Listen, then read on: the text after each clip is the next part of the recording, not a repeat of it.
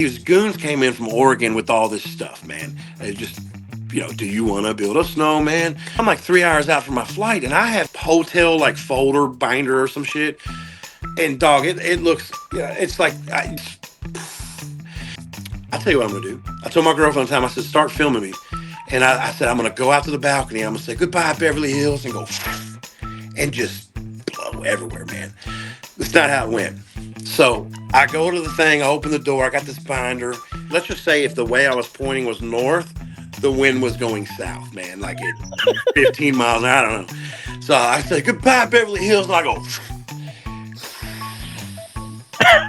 bro, I am a fucking iced honey bun, dog. And I'm like, I gotta catch a fucking plane, dog. You know how the door, when the wind comes in, there's like a whole white, you know, perfect line of streak of where the wind blew. And I'm like, oh my God. Dude, to this day, I guarantee there's like at least an 8 ball on that fucking carpet.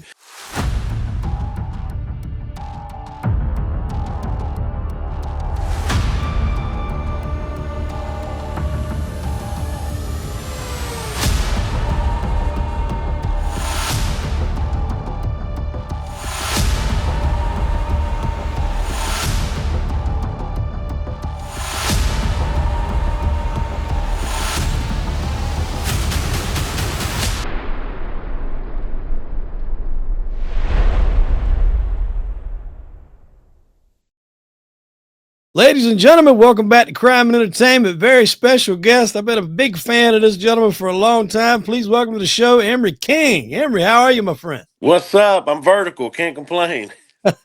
Yeah, when we're not vertical, that's when we got to worry. Yeah. Listen, man, I've been a fan of yours for a long time, and you've got an interesting story how you got here, kind of convict to comedian type story. So since it's your first time on the show, man, let's start from the beginning. Early life, because you had some issues, some things come up, and you've kind of righted the ship. And that's one thing we love to kind of put on display on the show is how people get bad hands all the time. People get in shitty situations. I myself was in a shitty situation, but it's how you climb out of that is the what you want to display. So we'll start from the beginning with you, man, if you don't mind. Yeah, some people when they say they've got they hit rock bottom. My bottom had a basement, so yeah, I went to I had a fairly violent childhood, and I went to my first mental home when I was 8, and went to several thereafter. I became a ward of the state. Lived on the streets since age 11, man. I ran away, ran with some guys. They're all dead now. Keith McAvoy, David Espinoza, Dominic Smith, and stuff, and great times. And then when I was, yeah, I used to how I'd feed myself. I'd go to gas stations and I'd offer to sweep their parking lots at around midnight for their leftover hot dogs and donuts. And uh, well, that turned into sticking up stores, and I ended up got charged with first degree armed robbery when I was 16. I was facing 20 years, and then when you're tried as an adult for a violent crime, you're a youthful offender. So when you turn 18, they can, if you've been good in the prison system, they can uh, re-sentence you at 18, and they can shock probate you, or they can just send you on to prison. So I got lucky. I got shock probated. I didn't last 2 months, and I went back and I went to adult prison. Got out when I was 21, and I spent time speaking at Alateen meetings and some high schools, and just narrowly walked down my parole, man. I mean, you know how it is, man. And no, man, I just when I was in prison, man, I'd see somebody make parole, man. It'd be 90 days later, they'd be back in there, and I'd be like, man, what are you not fucking getting about this place, man? Like, there's no beer, there's no women, there. It's just like I got out and never went back. Now I went to jail a few times, but nothing major. Yeah. Public intoxication or fornicating in public, shit like that. Normal Nothing, Saturdays. nothing heavy. Nah, nah, frowned upon Uh, stuff. Now you've got an interesting situation. If you would like to cover it with like your daughter and how you got custody of her. Yeah, all my kids. Yeah, man. In 2006, uh, my oldest daughter was born, Kennedy, and her mom went to prison. But she basically abandoned her at birth anyway. But I had this little girl, man, and her mom went to prison up in Pee Wee Valley, and I had this daughter, man, I raised from day one. So she was probably about, I don't know, 14 months old at the time. But the mom hit me up and she goes, "Can I meet you at Waffle House and see my kid?" And I'm like, "Yeah, I'm not a piece of shit. I don't use my kids as leverage like a lot of women do." So Right. I met her at Waffle House and we were there for 10 minutes. And then two sheriffs walked in and handed my daughter over to her. And I said, "Buddy," I said, "you just handed my daughter over to the biggest crackhead in the state of Kentucky." So, man, I'd wake up with, I decided to kill myself. So I'd wake up with belts around my neck and I would drink myself into whatever I could do. And, uh, you know, so anyways, months went by and I was fighting in court. Wasn't nothing going my way. I hadn't seen my daughter. I was dying inside. And one day they blocked me on everything, but one day I finally got a hold of her and I said, "Will you just meet me at this gas station? It's called Catnip Hill here where I live." And I said, "Just let me see her." So she did. And then I said, "Well, tomorrow, will you bring her by my duplex and let me spend a couple hours with her?" And she did. And I told her that day, I said, "Tomorrow, would you let her spend the night?" And she's like, "Yeah, yeah, I'll do that."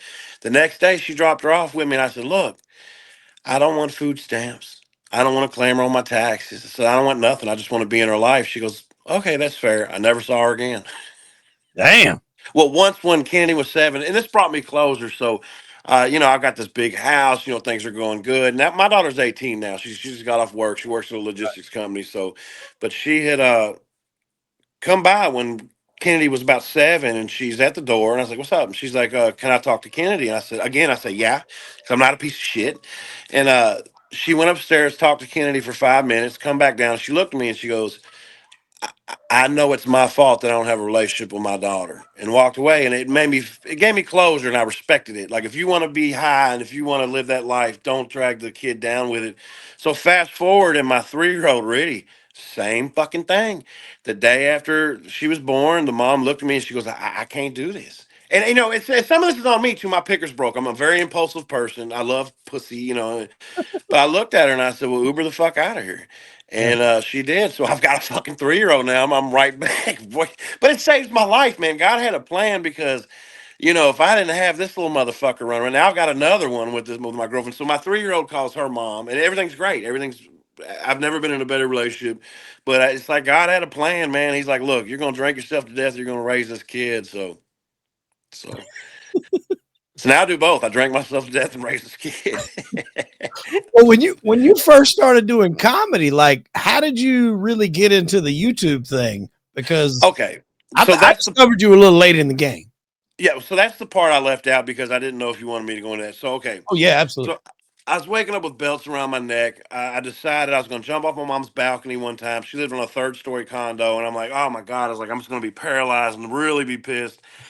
And so I figured out how I'm going to kill myself. So I had it all mapped out. I gave myself 2 weeks. I set the date. I knew I was going to do it, and so I was just living couch to couch. So man, I missed my daughter tremendously, man. I would fucking cry and cry and cry. It was my soul. I was dead inside, and I was sleeping on this girl's couch. Her name was Jennifer North, and this is back in the day. She's at work, so I'm sleeping on her couch. She was a hot chick. And but we had computer rooms back then. You're Gen X. Remember, we had a computer room, so Oh she yeah. had a computer room, and I remember hearing somebody, and this was like 2007, September 2007 to be exact.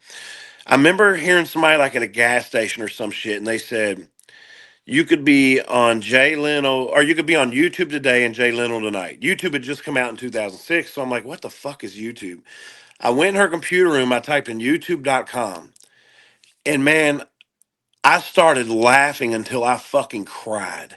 I remember this guy. It was a wasteland back then. It was a savage Thunderdome. I remember this guy had a microphone. He would just fart in it, and all his videos were labeled like bazooka fart. It was so stupid. So one of my best friends to this day, Tom Mabe, I watched a bunch of his shit. Dog, I was on the floor crying, laughing, and I remember I looked up and there was a button and it said create a channel, and I said, I, I can do this. I could do this. And man, YouTube saved my fucking life. And I remember 2 months later, back then, this is the way things were back then. It was kind of a rudimentary, a primitive version of YouTube, but you get little ribbons on your page, for certain accolades. And in 2 months, I was the 24th top rated comedian on YouTube. And I had a little gold and blue ribbon. I can still paint it. It's burned into my head. And that ribbon was like the carrot in front of the horse, man.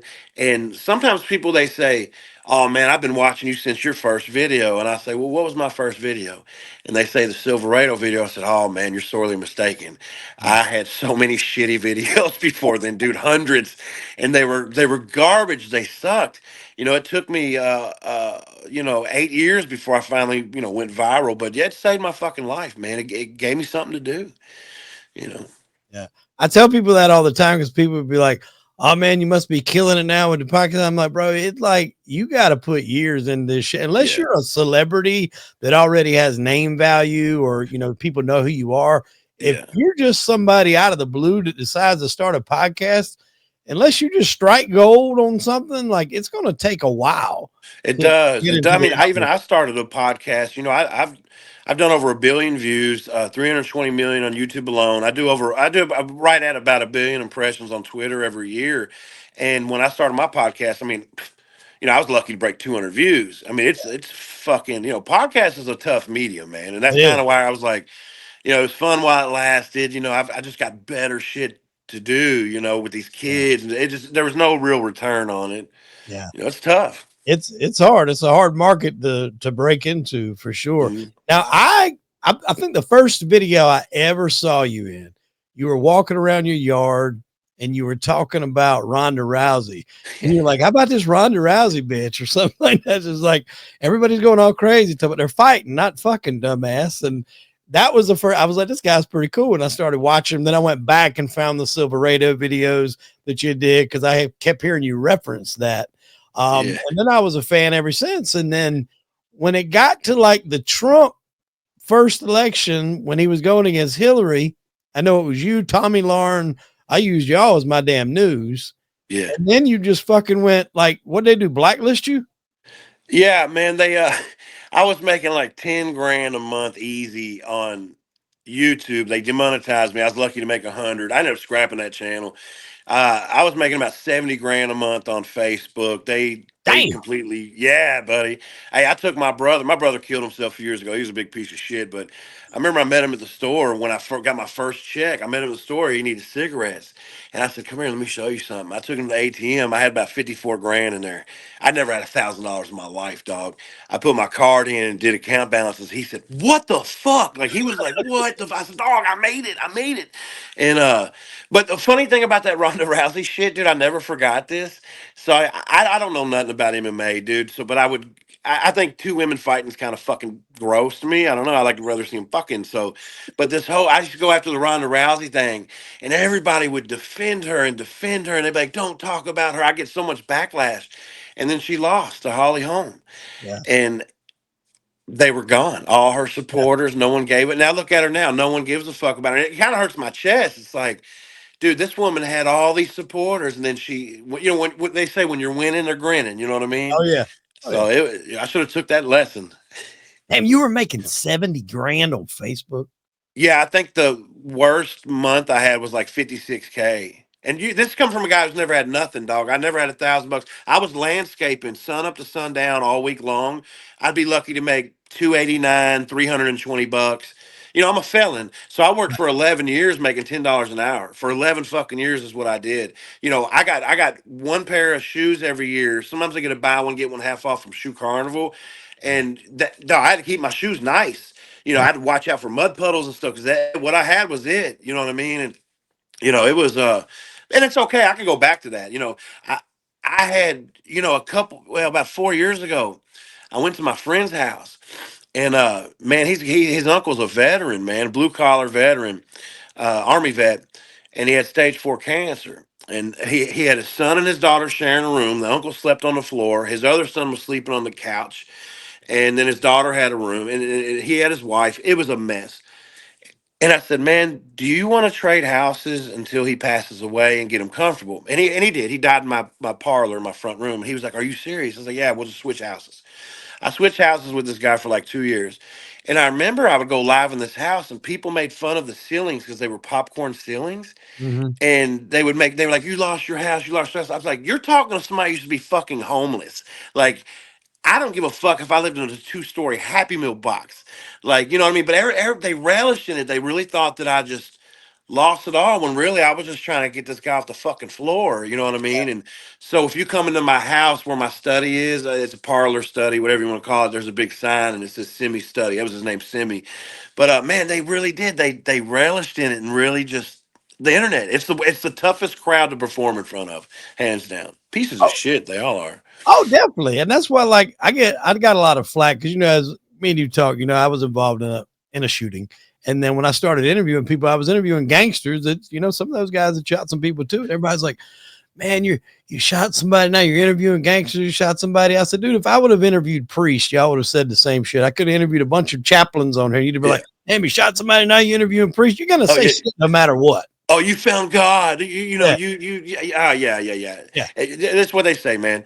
You can pull up to a party in a private jet and they're going to still be like, oh, it ain't no helicopter. You know what yeah. I mean? It's never fucking good enough, man. Yeah. I learned, like, in the beginning, it used to bother the fuck out of me. I was like, I don't understand. How can you please? And I learned as you keep going with the videos, like, you can't please everybody. If you're going to do this, which really in the beginning is not going to give you a whole lot of monetary return, do it for you and because you like it. Dude, I've interviewed some of the coolest people, man. I'm a big Sopranos fan. I've interviewed like 7 people from the Sopranos. Oh, yeah. And me and my wife love that TV show. We probably watch it one time a year, just binge through it. And it's like, it's just so surreal to watch that show. And like, I've interviewed some of the main characters, like, the guy that plays Patsy Parisi. He's got the glasses. He made it all the way to the very end of the season. I interviewed Lilo Brancato, who was in A Bronx Tale, and he was in season 2 where he got shot. I think Pussy and Tony shot him after they shot Christopher. I've Um, never seen The Sopranos, but that kid, is that the kid from Bronx Tale that went to jail? yeah, he did go to jail. Yeah, he burglarized a cop's joint or something like that. Well, it wasn't a cop's joint. He broke into a house where he knew a guy wasn't home, and they broke in. As they're coming out, now this I'm not saying I wasn't there. I'm going off what he told me. As they're coming out, he said all you hear is freeze, not police, not stop, not whatever, freeze. And so he said he turns around and then boom, he starts getting blasted. And so he fucking just takes off running. And he says as he's running, he can hear like gunfire exchanging. Doom, doom, doom, doom, doom. The other guy he was with opened fire on the guy firing on them. Turns out that guy was an off-duty cop, seen them coming out of the house, and I guess tried to, do the arrest or whatever. But he didn't identify himself as a police officer. So according to Leo, that's why he was just like, he didn't freeze. He turned around like, what the hell, what's going on? And then he gets shot and takes off. So he wound up getting like 13 years on that bid. The guy that done the shooting that killed him, he got life. He got life in prison. And he did 13 in Rikers and then got out. Rikers is a bad place, man. Oh, yeah. Yeah. I've talked to a lot of people that's had to do some time in Rikers. It is not a fun fucking time. Yeah, a lot of people don't know Bronx Tale. You probably know this, but the Chaz Palminteri that plays the gangster, the entire story is about his life. He was Yeah. actually Little C, Yeah. colloquial or whatever, and a lot of people don't know that it was an actual story Yeah. about his fucking life. Yeah. And that's Bob De Niro or Robert De Niro that was his first directorial debut. He Oh, he directed it. directed that. I didn't know Yep. that. Yeah, he directed. That's why he was in it. He had the small part as the bus driver, Yeah, so his he dad. wasn't like front center, but he was that was his directorial debut. Oh, I didn't know that. He did phenomenal. Yeah, he did.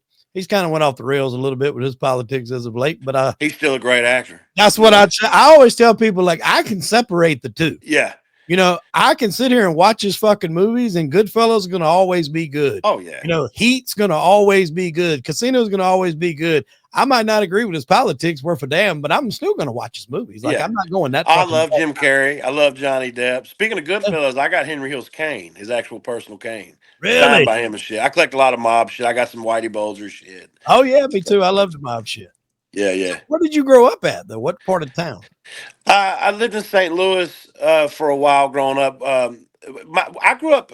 I grew up until I was 5 years old. My father was a good fella, a real life good fella. I'm not a tough guy. I'm not a badass. My father went to prison. He killed a man when he was I guess 18. But I used to have his prison ID, and he was making a kissy face in the prison ID, and I said, why was you making that face? He goes, I was telling him to kiss my ass. That's how my dad was, man. And like he'd pick me up with busted knuckles, man. He'd pick me up in limousines and shit. And I'd say, why's your knuckles busted? He'd be like, I'm a collector.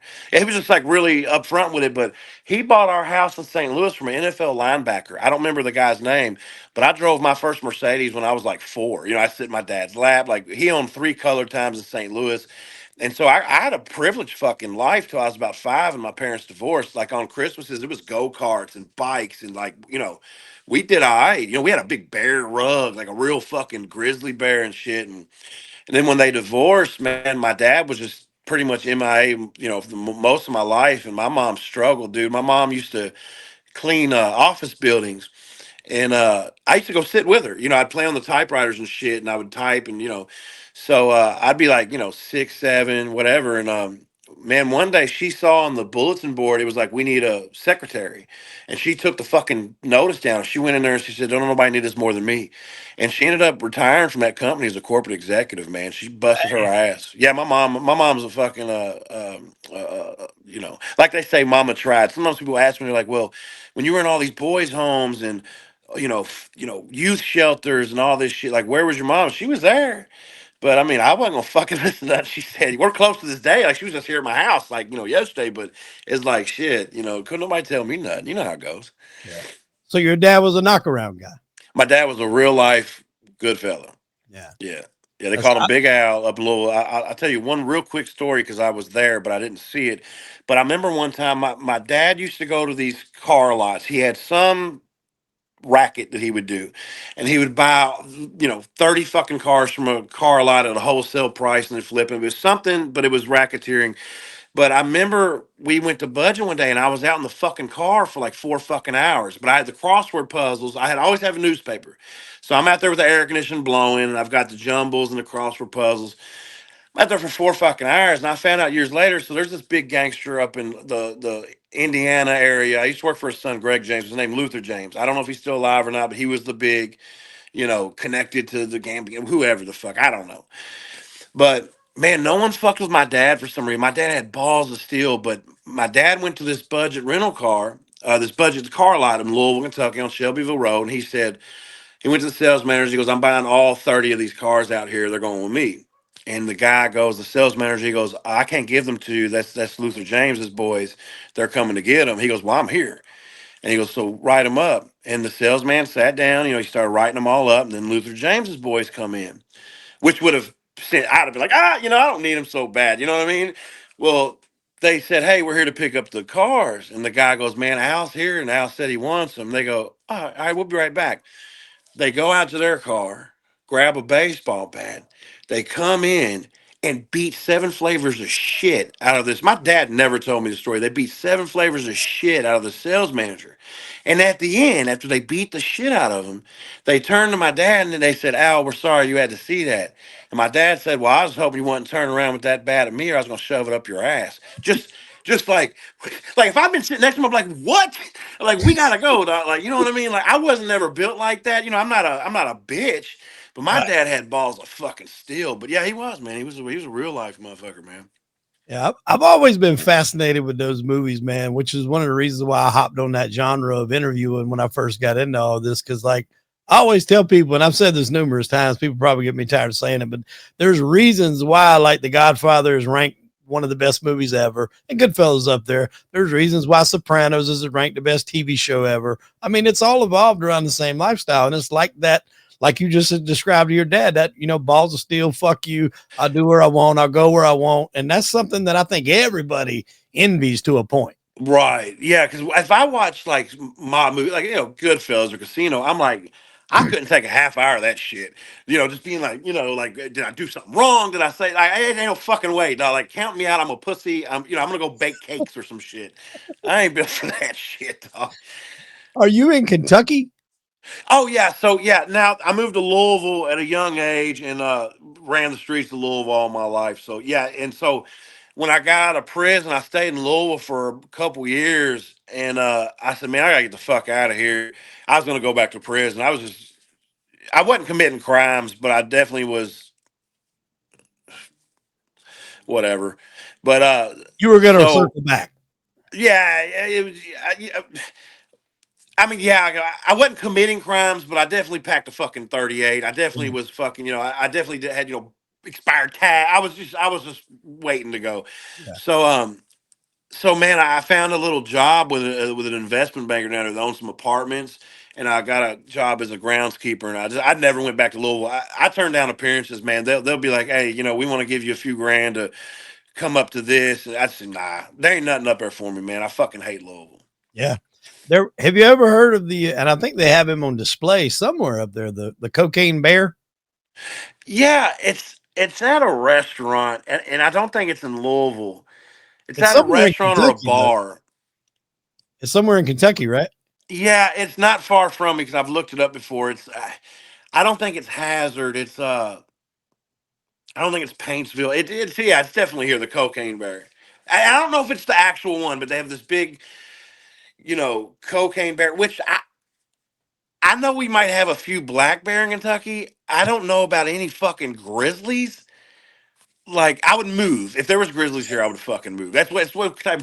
I'm not a mob guy. I'm not a grizzly bear guy. You know what I mean? Like kind of one and the same. That movie was crazy, and when I've seen it, I first thing I did was like started researching it, and it's like half truth, half fabrication. Obviously, the bear didn't fucking go on this mass crazy killing spree, but they did. The guy's name was David Howard Thornton. He was a high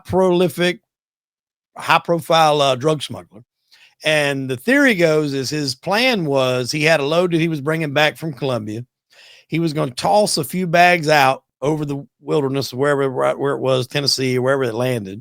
And then he was going to jump out holding a few and let the plane crash.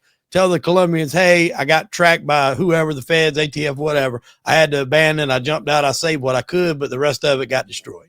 And try to weasel his way out of it, go back, find the coke, keep it for himself, and who's going to profit that. The problem was when he jumped out, and that part's true in the beginning of the movie, he overcalculated the weight and he was unable to actually use the parachute, and he literally landed in somebody's fucking driveway, splat. And so the bear come across some of the cocaine that he dropped out in the woods. He did eat it and died on the spot of a massive heart attack. So that is the actual true version of what happened. In the movie, they obviously put him on a rampage, but Well, that bear didn't know his limits. Well, it's yeah. so when it came out, I was like down in the basement, like playing places. I guess it's been 2 years, a year and a half. But my daughters, my oldest, so it was like 17, 14, and 12 at the time. But they called my phone, like, "Can we go watch Cocaine Bear? Can we go watch Cocaine Bear?" And I'm just like, "Man, fucking what?" Yeah, and I did. I was like, "Yeah, go fucking watch Cocaine Bear, man." And they did. They went and watched it, and with my girlfriend. So, It was entertaining. I think it was Ray Liotta's last movie. oh, Ray Liotta was in it. Ray Liotta was in it. He was one of the guys looking for the cocaine. I think he knew it got dropped or something along those lines. But yeah, I think that was his last movie, if I'm not mistaken. I liked Ray Liotta, man. Yeah, he was a good dude. Yeah. The only thing I didn't like that he did was that cop show with Jennifer Lopez right before the end. I forgot what it was, but they made him gay for no fucking reason. Ah, well, everything's gay these days, man. I know it's like you got to fit that shit in there or something. Like, but I'm like, what? That didn't benefit the storyline at all. You got this guy that has been in Goodfellas and all these fucking badass mob movies, and you just want to turn him gay for no fucking reason. Like, I'm shocked that he even let it happen because I mean, it's Ray Liotta's got a lot of name equity, man. Yeah, like, I was kind of like, and it wasn't like this was going to be a landmark fucking TV show. I think they had all ideas this was going to be a one-off series. But it was, I don't know. That was just like, why the fuck? I understand they put that element in about every fucking TV show nowadays for whatever reason, but that with him involved in it, that was just like, yeah, sour taste in my mouth.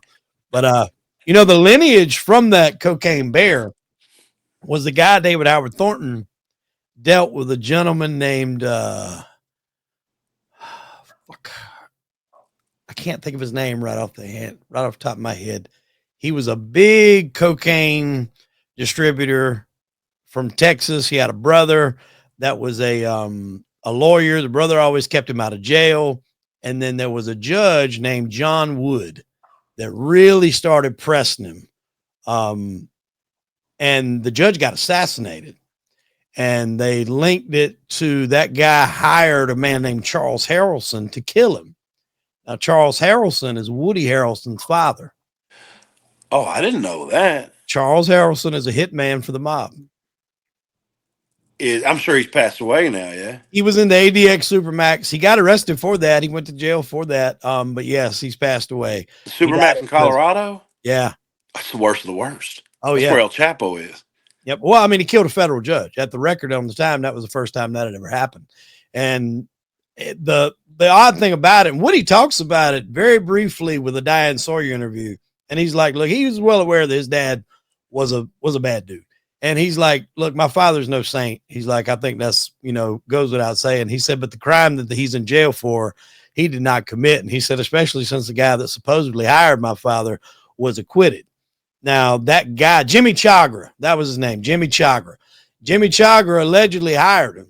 And then Jimmy Chagra hired the big mob attorney at the time. His name was Oscar Goodman. He represented all those guys. Matter of fact, if you've seen Casino, he was Joe Pesci's lawyer in Casino. He played himself. And then he was Oh, also I the didn't mayor. know that. He was also the mayor of Las Vegas for 3 terms. And I actually 'Cause got a chance to interview him. Joe Pesci played Tony Spilotro. Joe Pesci played Tony Spilotro, and Oscar Goodman was his lawyer in real life. He played his lawyer in the show. And if you ever go to Vegas, if you go to Fremont Street, the hotel, the Plaza, right there, I guess that would be the end of Fremont Street, or maybe the beginning, but it's the Plaza Hotel. If you take the zip line, it drops you off right in front of it. There's a restaurant in there called Oscar's, which is Oscar Goodman's. And at the entrance of that hotel or the restaurant, there's like a bronze statue of him and Tony Spilotro standing there talking. Bro, Tony Spilotro from the fucking Hole in the Wall gang. Tony Spilotro was an evil, evil motherfucker. That was one motherfucker you did not want to cross talk. And him and Joe Pesci was like fucking identical. Yeah. That's what Oscar said when he was on set. He was like, obviously it's a Scorsese picture. They got the best of everything trailers. And he said, he likes to drink. He openly says he's an alcoholic. He said, when I showed up on set that day, he said, I seen Joe Pesci dressed up like Tony. And he said, well, surely the man's dead. I haven't seen him in years, but God, that looks just like him. But he looked identical to how Tony Spilotro used to look. Yeah, I've looked up pictures of Tony, from his heyday and stuff, and they ain't too far off. The mustache, I think, is Only I thing. think, I don't know if Joe Pesci didn't rock a mustache in Casino, did he? But I think if he would have, he would have been fucking twins. Yeah. He was way far off from Tommy from Goodfellas. Like that guy was completely different as far as the real life character. That guy was like really big, really tall, muscular. Yeah, there was Jimmy the Gent. There was Henry Hill. Who did Joe Pesci play again? Tommy. Why did I say DeVito? It's Tommy. Oh, Damone. Tommy DeSimone. Tommy DeSimone. DeSimone. There you go. That's it. Yeah. Tommy DeSimone. But they were like completely different. Tommy DeSimone was fucking huge, tall, big dude, like totally different from the look of Joe. But in Casino, man, he was spot on. Man, those two movies almost to me growing up because we had like a Showtime trial, and it seemed like they were both on there if I recall correctly, but they seem like they come out like almost like back to back or some shit to me. I could be way off, but God, just doesn't get any fucking better than that. And I know it's sacrilegious for me to sit here and say, but I've never seen any of the Godfathers, but I've seen Casino, obviously, and Goodfellas a million fucking times. I'll be honest with you, like the Godfathers are good. Like if you got 9 hours to kill, you can watch all three of them. But you're not going to get the same enjoyment that you do watching Casino and Goodfellas. Yeah. It's like you have, I don't know. It's just like you have to have an appreciation for movie making and slow pacing to be able to watch it. If I got my choice, if you tell me, hey, you got one choice to pick, your last movie before you die, it's damn sure not going to be The Godfather. Even though it is a great film and it's a good movie, it's not going to be The Godfather. What would it be? If I had to choose one movie to watch before I die, it might be Goodfellas. I ain't gonna lie to you. I don't know very many movies that rank above Goodfellas. There's just some movies when you're channel surfing, regardless of where it's at, you got to stop on it and you're going to watch it the whole way through. And that's one of them. Scarface, another one. I like Scarface, but I still prefer Goodfellas. Yeah, I'd probably pick Dances with Wolves. It gives me a lot of time to live, man. I think it's like 4 fucking hours, 5 hours, something. Blow was good too with Johnny Depp. One of my friends was in that. I always say Jennifer Jimenez. She works in recovery now. She was also in Charlie's Angels and shit. She's married to one of my good buddies, Tim Ryan, and they do like recovery and shit. And she's such a sweetheart. It's made me think of her. She's a good person. Yeah, I actually, when I first started the podcast, I reached out to George Young, the real George Young, Oh and yeah, we had conversated back and forth. We were agreeing on something, and then he's like, I'm not really feeling well. He's like, can I circle back with you? And it was like 2 weeks later, he passed away. yeah. My thing, and I know Hollywood's one thing, and I know some things are another. But like, man, the way if it worked out the way it was, or if they just used it to kind of push narratives, I think it worked out actually that way. Was where he kind of left his daughter on the crucifix, man, to go get one last score. Man, never in a fucking million years could I do that, man. Yeah. It's too tough. It is, and it was like I think in actuality, it wasn't uh blow that he got arrested for on the last time. I think it was a big weed transaction because I read That's the such book. bullshit. Yeah. But it was just like, I guess, however many hits he had already had. And that's what put him away for a while. But I mean, it was a straight, if the book was a lot better than the movie was great, but the book was a lot more detailed. He actually had to testify. He testified against, in the movie, it was Diego, but in real life, it was Carlos later that was doing all that. But I mean, he was a connected dude, man. It's probably one of the most connected white boys you would ever find Yeah. dealing over there directly with them guys. Yeah, well, he was down there with Pablo, man. It just Yeah. don't get no bigger than that. Oh, it don't get no bigger than that.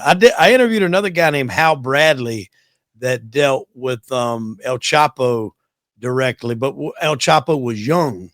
Like he dealt with him when he was earlier on in his career, not when he was later on. He was the high profile kingpin, but he flew a lot of stuff into like the Seattle area, and he worked for them for a long time. I mean, those drug smugglers make a killing, man.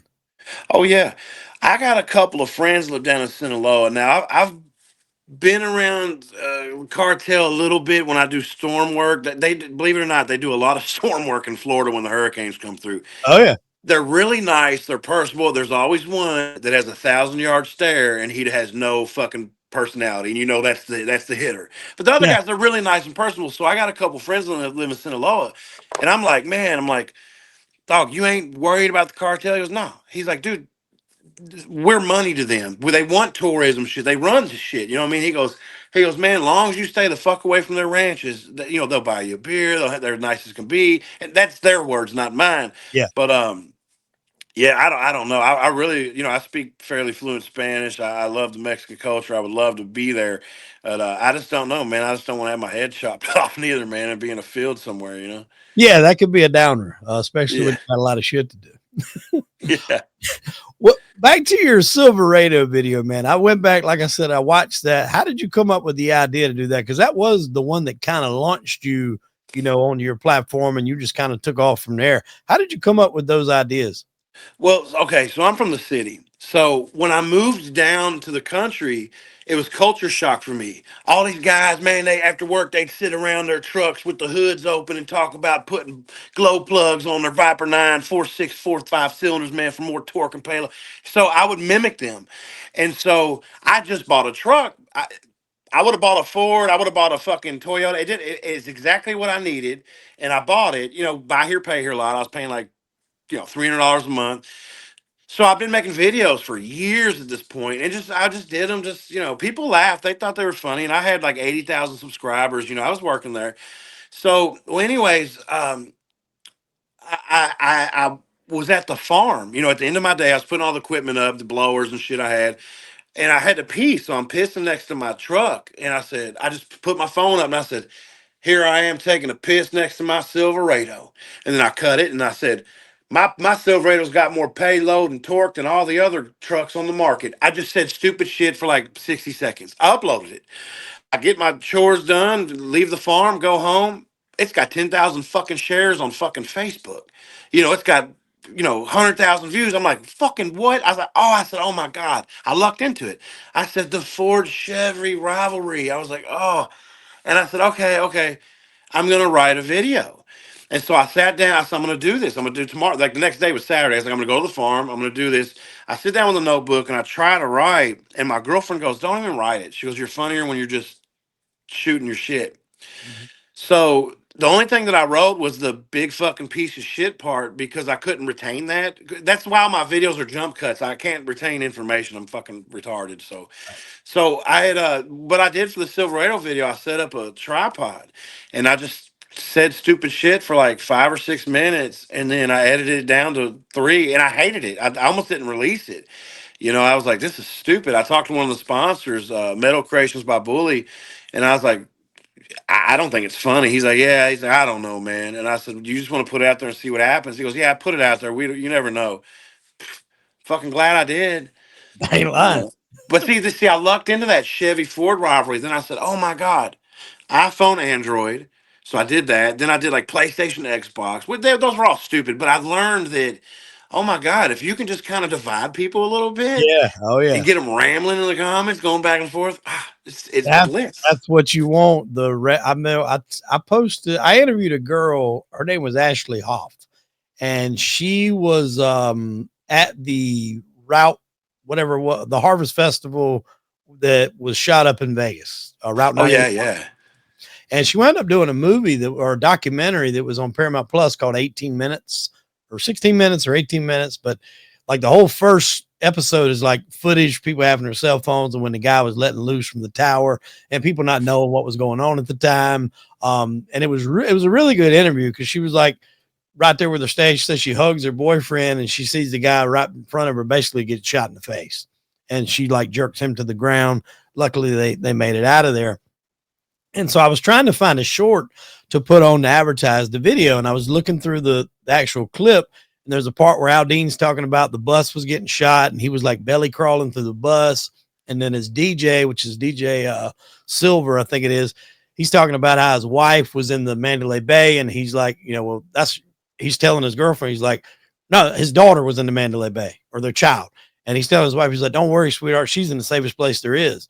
Come to find out, she's on the same floor as the shooter. The shooter's got all the other floors on that floor except for the one that they have.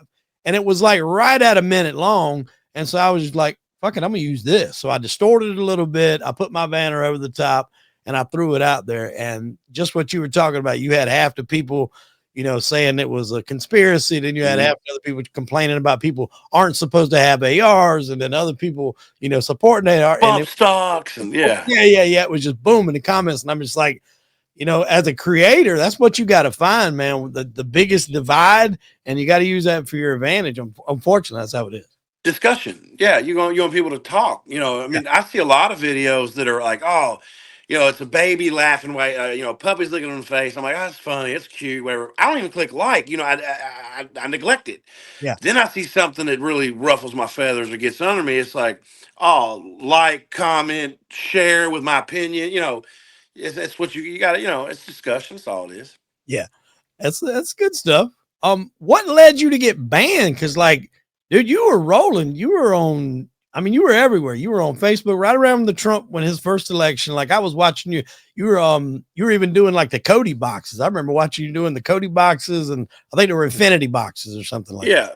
Yeah, Yeah, I took those. It's just me and my buddy Johnny Latham. We made that the number one streaming box in the world. I made like 3 million off those, and man, it was a great product. Some people that ever had anything negative to say about it didn't know how to work it. So we they walked didn't through. know how to work it. Yeah, Yeah, we walk people through a lot of the shit. I never push something I don't fucking believe in.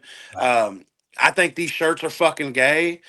This is a company called Relentless Defender. They raised $2.3 million for law enforcement, so it's less gay to me. So you know what I'm saying? So I will not wear something or be a part of something. I mean, I think a lot of Gen Xers. I speak for a lot of us when it's like, dude, we're kind of we're true to ourselves, but no, man. What really got me banned? I'm banned from PayPal. I'm banned from Best Buy. I'm banned from Applebee's for like the next 3 years, which is totally unrelated to social media. But banned from a lot of shit, man, because my conservative views. I couldn't tell you. I guarantee I've eaten so much spit from people knowing who I am in a restaurant, just spitting in my food, which is fine. I've eaten prison food. It can't be any worse. But no, man, everything was hunky dory until I started expressing my conservative views in around 2015 when Trump started campaigning. And I don't care. I wouldn't change nothing. You know, people ain't people. I believe this, man. Dante Alighieri said, "God reserves the hottest corners of hell for those who, in time of moral crisis, uh, choose neutrality." Yeah. So I'll never be a fence sitter. It's either this or that, and hopefully people walk past, you know, 10 TikTokers' graves one day, who are doing like little dances in the mirror, but then they see mine and be like, man, Emery kept it fucking real. You know what I mean? And that's all I want. Yeah, and that it was sucked because it was like I used to love watching your stuff. Like I said, I was watching Tommy Lauren a lot, and then it was just I was like, where the fuck is he? Did he close his account? And it was just like hard to find you. And then last, I don't know, maybe a year or so, it's just you just kind of pop back up. But I figured it was just the powers that be was shut. They were shutting everybody down and silencing everybody that they could that was anything pro Trump at the time. Yeah, well, I was banned from everything except for YouTube. I was banned from Twitter permanently, and then under Elon's acquisition, he brought me back with several others, Milo Yiannopoulos, some other people, and I'm really grateful for that. It's given me a place to write and stuff. But uh, yeah, it was kind of how they used lawfare against Trump and a lot of Republican and conservative names. They used they silenced us for I mean, I remember fucking getting banned on fucking Twitter for saying learn to code. I remember getting banned on Twitter for sharing a Kyle Rittenhouse meme. It was like what the fuck, you know? Yeah, It's a minefield. it's getting too like every fucking video I post on TikTok, I have to appeal. And most of the time they let it go, but it's just like, why do appeal it? And I have a little thing typed out that I just copy and paste every time they say appeal because it's usually some bullshit reason. I just copy and paste the same thing every time. And probably, I think I've had maybe 2 videos that they didn't let go back on. Actually, they'll let it stay up there. They just won't monetize it. Well, I just made another Facebook. I just got active on it, so it had like 90,000 followers, and they just nuked it like a fucking couple weeks ago. So John Burke's like, "Get back on, make another one." I said, "Nah." So when I was on TikTok, I had I don't know 1.8 million, and I got banned. I started another one. I got up to like 1.3 million.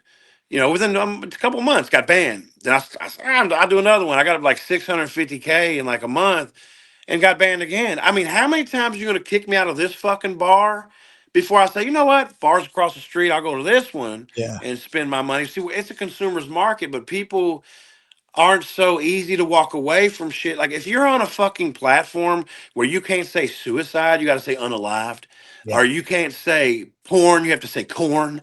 Yeah. Like what the fuck? What are we fucking toddlers? Like what are we at a daycare? I hate Can that shit. I've spent so many years of my life in prisons and in institutions that I certainly ain't gonna put my fucking self in one. So I will lose it all. My house, my Kia Carnival, my motorcycle, like whatever the fuck, take it. But you're not gonna take my sincerity or my authenticity. I can't be nothing else but myself. I think when you click on the video, like as a creator, you put like above 18 or is this okay for 18s or whatever that question is. I think if you click that, then you should be fair game to do whatever you want. I mean, or at least conversation wise. Here's what I think. If you report somebody's video, it should just block you from ever seeing their shit again. Yeah, Boom, you don't problem have to worry about solved. it. Problem solved. Yeah. Why can I sit here and report somebody's video and continue to watch their content? Obviously, I got a problem with their fucking shit. So Yeah. just when I click report, boom, it never have to see it again. You know what I mean? But no, people and TikTok has an algorithm that's very easily exploited to weaponized. So we can just go report bomb the fuck out of you. It's gonna take about 25 or 30 of us in time, and that's what they do to me. I get it. I get it. People don't like me and shit. You know what I mean? But um, I don't know, man. I've never had so much. There's a lot of people online that I don't like. I'll Yeah. make a video about them, but Yeah. I've never like report or inbox them like, oh, I'm just if I make a video about you, pat yourself on the back. You know what I mean? But I don't know. Hey, It's weird. how the you? I think I heard a little bit about the Best Buy story. You were trying to turn like a laptop or something in, get storage Yeah, at it. You wound up giving it to a lady. What was that story? dog. I go to Best Buy and I buy I don't remember the number, but man, it was like a $2,000 to $3,000 laptop, dude. It was the best fucking laptop that you could fucking get. So I buy this laptop, and the guy upsells me by like $400, and he goes, for $400, if anything happens to this laptop, you can come back in and get store credit to get what you need.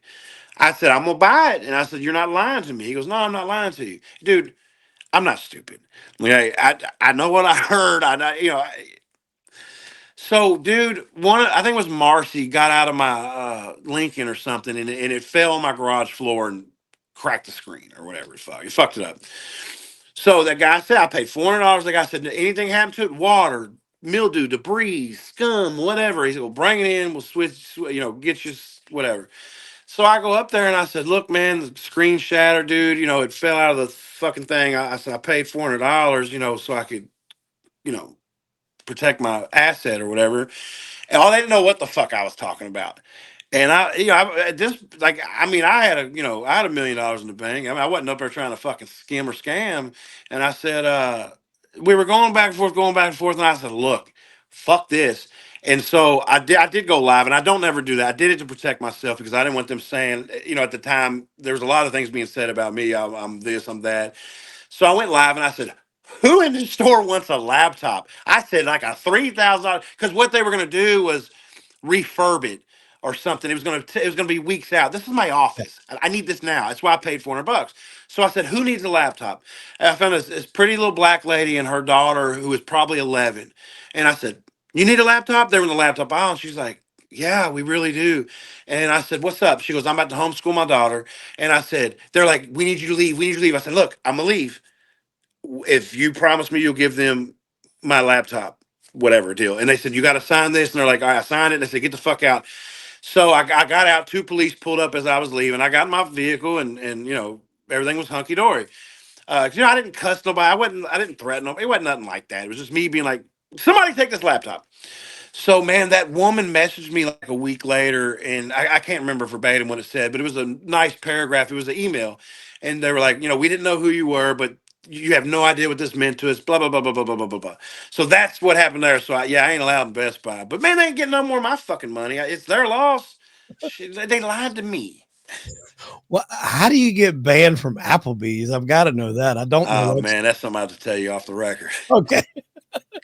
We'll do that offline.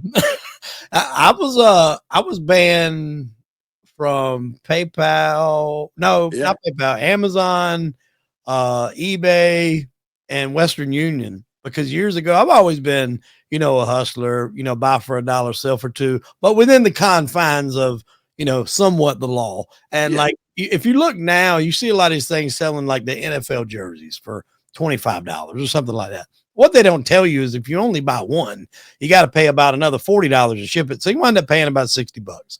Well, I had a plug that was overseas that I could get them from. And this was, I'm talking years ago, like probably 2005. I was getting these things way before it was easily accessible and people know where to get them from.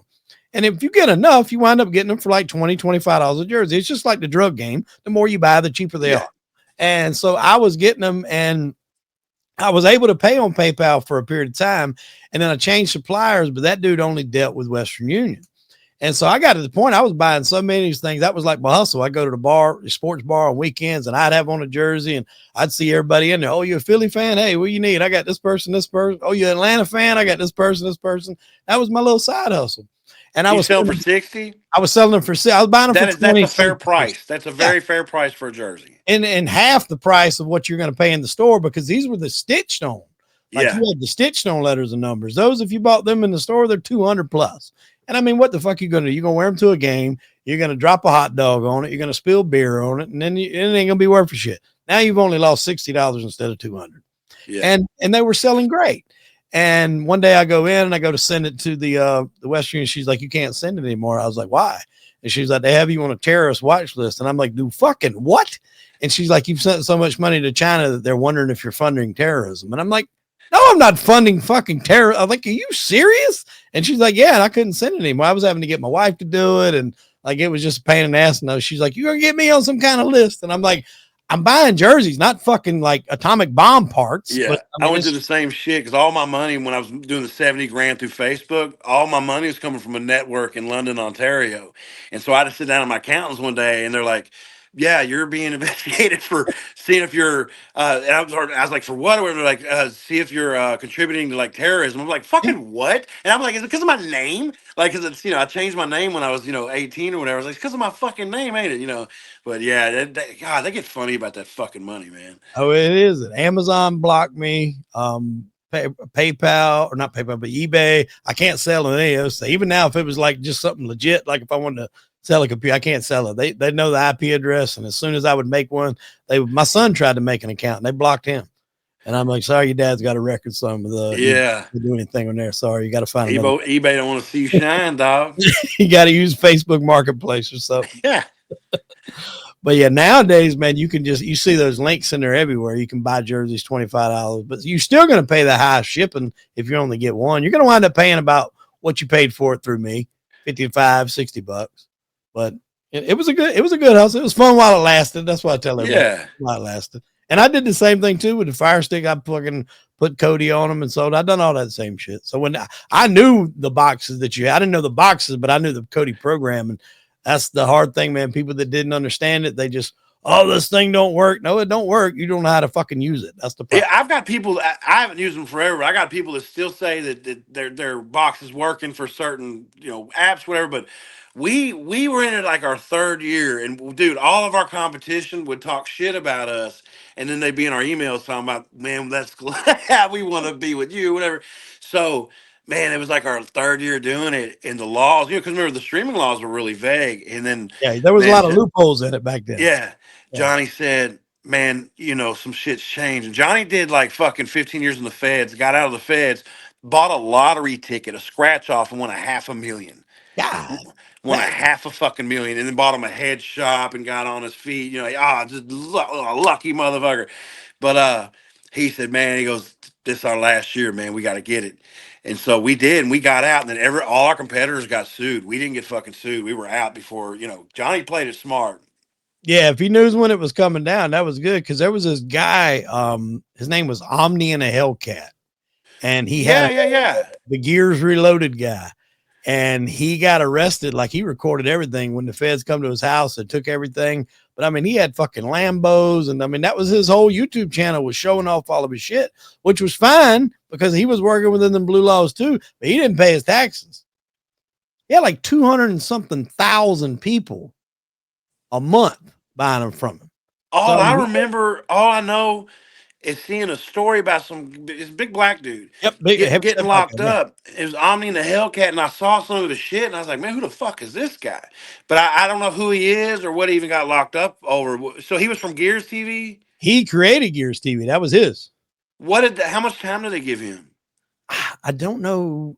I don't think it was a ton. I don't even, I kind of quit following him because he got out. He was still like doing stuff. Then he went legit and was selling clothes and different other things. And he still had a YouTube channel going, but I know they took a lot of shit from him. He kept saying he was going to have to go to prison, but I don't know how much time he ever did. But I mean, essentially it was for tax evasion because he didn't pay his taxes. He said that his accountant wasn't doing his taxes like he was supposed to. So that's, Free him. yeah, free We, Omni. bro, we started a revolution over a 3 cent tax on fucking tea, man. What is going on anymore? This guy's out here is like a victimless crime, dude. Like, come on, man. And Fuck. they want to hammer that. You got people out there doing all kinds of shit much worse than that, and that's what they want to hammer on. And Right. They ain't getting their cut. and the real criminals is the fucking direct TV charging fucking $200-$300 a month for people that want to watch football. It's fucking ridiculous. Yeah, that Sunday ticket shit's ridiculous, dog. Yeah. Well, I told you in the Carolinas. I like the Panthers. They fucking suck anyway. I mean, even rabbit ears can catch that. That damn Bryce Young ain't throwing shit down here for Carolina. I don't know what we're doing. I don't know anything about sports. I bet on them though, and I suck. What, a football? My buddy next door is a big gambler, and one day I said he went on these tickets and shit. I was like, all right, tell me what to do. I said, show me. So I've got my book, sports book. I think I use DraftKings, I Yeah. think something like that.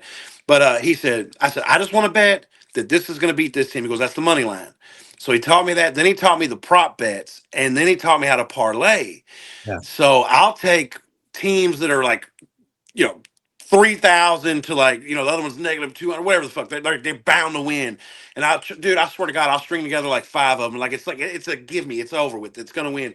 And one of the fucking teams will fucking lose. I swear to God, I almost feel like there's somebody that works in the NFL or something that sees me bet on that and like, throw the fucking game.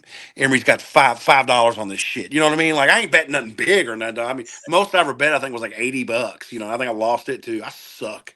I it's do. it's always the one game in those parlays that gets you, and it's like the craziest get the one you would be surefire think was going to win. You get down to the one. I started doing what they call hedging the bets, and so if you just say if you got a 3, 4, 5 legger or whatever, and it's down to the one game, and you're going to win like $1,000, I'll bet 500 the other way. That way, I'm guaranteeing I'm gonna win $500. Okay. But you Okay. can't really do that unless you get it down to the last game. You know Yeah. what I'm saying? See, So my all sports of book it. lets me bet till the whistle. That's what Yeah. they So say like, anyway. so if you went down, like if you had one game left, just say if it was, I don't know, the Commanders or whatever playing whoever, and everything else had already won, and you needed the Commanders to cover, as long as the line wasn't far off from what you betted at, you could then go bet whoever they were playing and bet 500 on them. That way, you're going to win one and you're going to lose the other, but you're guaranteeing yourself $500. You know what I'm saying? If the parlay loses, you lose the parlay, but you're going to collect 500 for the winner. If the parlay hits, you're going to win that, but you'll lose the five. But you're just guaranteeing you're at least going to walk away with something. Yeah. Okay. All It's just, right. I mean, but that also takes discipline because sometimes you get fucking greedy and you want the whole thing and you don't want to do that. So it's self discipline. Well, if I bet $50 on something, to win $600, like and my team's up, and it's like cash out for 80, I'm like cash out, motherfucker. Like boom, I want that $30. Like there ain't no way I'm gonna fucking get. I'm gonna take this all the way. Because I see those things on DraftKings when they post on Twitter, like the guys that do the, I don't know, 13, 14 plays, and it comes down to the one, and they'll have them, they'll talk about it, and like they'll have those payouts that sometimes they take them, and then sometimes they don't. Well, I watched a guy. It was a big viral video, and he won 105K somewhere up there. It was up there, maybe 155K. But he had like a 31 leg parlay or some shit. But see, when my neighbor told me how to bet, he goes, "All right, if you download this one, they'll give you like 200 credits or whatever. Download this one." I went to download two of the major ones, and my email was already taken. And I'm like, I've never bet in my life, like on a real sports book or whatever the fuck. So the one I'm on, I guess it's DraftKings, is like I had to settle on it because it's the only one that didn't have my. I don't know why anybody or how somebody would use my email and be able to authenticate. I don't know. I thought it was weird. Yeah, it is weird, strange. Yeah. Um, on your Instagrams lately, you just been doing like the singled out roast, I guess would be the only way I could describe it. Like, what caused you to kick back off with that?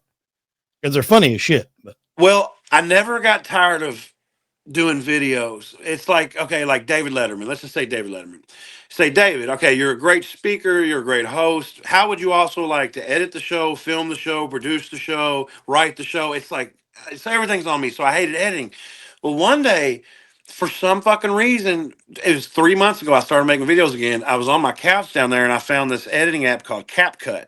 yeah, And I'm sure everybody's familiar with it. And so my thing is, I do these jump cuts because that's how my mind works. I can't sit there and say 10 sentences in a row. I have yeah. to do one at a time, one at a time, one at a time. I So, can look at them and tell I'm like, God damn, that's got to be a bitch to edit all that. well, I found out because I was like fucking around how to add captions, and it can take out all the pauses automatically. Yeah. And I was like, oh my God. So I don't have to go in and split, drag, split, drag, split, drag. It was because it got old, man. So now I'll sit there and I've never written a video like really in my life until the past 3 months. So I'll see a video and I'll be making a tweet about it. And I'll be on this big rant. I'm like, hold up, this is a video, not a tweet. So I take it, I put it in my notes, I touch on it, I send it to my iPad. So I sit there with my iPad and I'll say, here's what we got going on today. And then I look over my iPad and I read my first part, like, look at this big piece of shit. I go, look at this big piece of shit right here. And then someone's like, fuck. I go, look at this big piece of shit right here. And so I get my take right. So then when I go in, when I do the cap cut, it has my whole script. It gets it from my voice to AI, and I just swipe my finger on words I want to take out, and then I just got to go in and tighten up a little bit because I like my shit to be a little chatty and fast. But so it kind of revived me where it was like, dude, I'm gonna tell you something, man. I used to edit on Sony Vegas, man. It was key. It was a bitch. And then I was on KineMaster for a while, and it's kind of a bitch. But man, that CapCut, it made video making fun again, man. I pay like fucking $6.99 a month. If anybody's looking to get into fucking making videos, CapCut is the end all be all. So then they banned TikTok. So one day I go on to CapCut, when they went through the ban, Yeah. and I can't get on CapCut, and apparently that was part of TikTok. Yeah. And I'm like, I just started making videos again, man. Uh, so I jumped to Video Leap. It was a close competitor or whatever. But anyways, I'm glad CapCut's back. It is a fucking great fucking program. Yeah, I use Opus clips a lot for like when I drop in like a long form video, and dude, it saves me so much time when editing.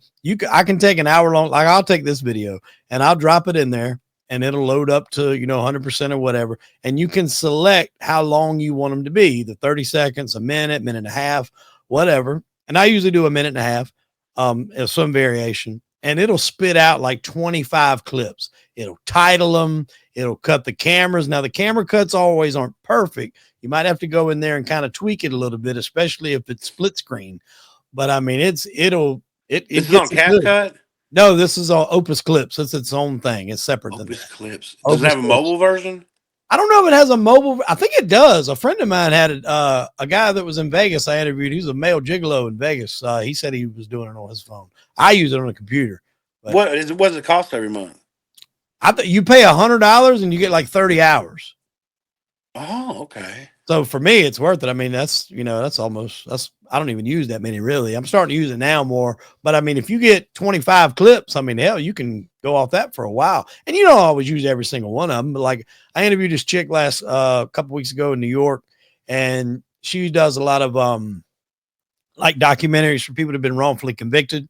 And so I just started busting out a couple of them last night. It took me like 30 minutes, and I had like 15 clips done. So I got enough to do like 2 a day for the next week to advertise her episode for this week. And I mean, it's real because before, like you could only just do the clips. If you wanted to put in any pictures or anything like that, you had to do that separate. So it was still a pain in the ass. Same thing with the captions.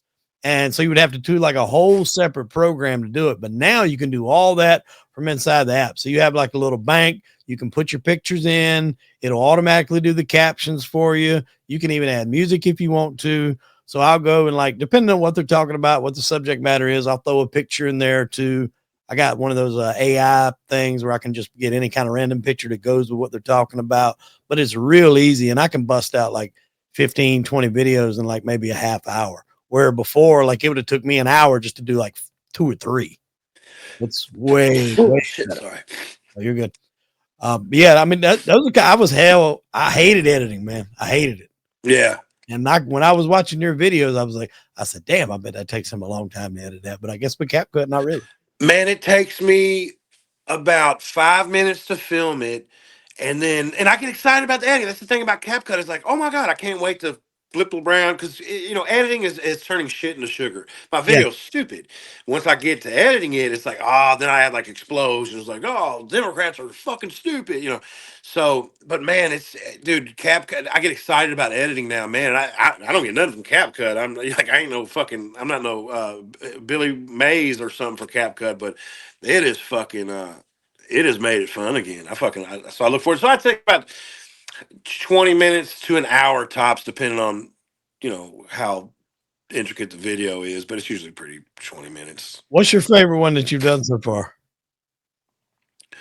I don't really remember any. Oh, Harriet Tubman. I really like Harriet Tubman. So I did one. I don't know if I've seen that. One of the ones that I like that you did was where you went off it was the white girl in the car talking about the food stamp population and who was getting the Oh most food yeah, stamps. these I people are like that. fucking stupid, man. The Harriet Tubman one though, somebody because they promoted her to some kind of general rank. And somebody said, "Well, what did Harriet Tubman ever do to deserve that?" And I said, "Oh, allow me. My daughter Riddy is named after Harriet's sister, Mariah Riddy. And a lot of people don't realize, man, Harriet Tubman was the first female to lead an armed assault. You know, she was an abolitionist, a Republican. She fought for the Republican Army. She was a spy for the Union Army. She's a fucking badass, man, and never lost the passengers, what they say. But she told people if they got too tired, you know, she carried a gun. She said, "You'll be free or you'll die." You know, she really was something special. So when some Republicans don't even understand, they think because everything's so polarized now, and they think, "Oh, this black woman, she gets to be a general." No, it ain't no DEI shit. Like, you know, when she did what she did on the was it Chattahoochee River or whatever, where she led the. I mean, they fucking scorched earth. These fucking Democrats and burned every fucking thing and looted everything, and she led that shit, man. And I don't know. I've got a tremendous amount of respect for her. Yeah, that was a good one. And the one with Baldwin's wife was funny too. Oh, that fucking dude, she's fucking weird, man. My buddy got chased by her. His name's Jason Scoop. I don't know if you know him. He does Trump impersonations, and he does a lot of impersonations, but he got like, I guess, famous for doing the Trump impersonations. Oh wait, he walked up and was talking to Yeah, them. Yeah, yeah, he yeah, was like, yeah. Alec Baldwin, Alec, yeah, you don't like me. I'm gonna give you clemency for killing him. I'm gonna not gonna get you in trouble. And the wife like fucking chased him down the road. Yeah, I think I saw the part where he It was wasn't on Alec getting his TMZ. luggage out of a trunk or Yep, something. yep, Yeah, that's yeah, him. yeah, Yeah, it yeah. was on TMZ. I met him in New York about 2 years ago, and he was just starting that thing.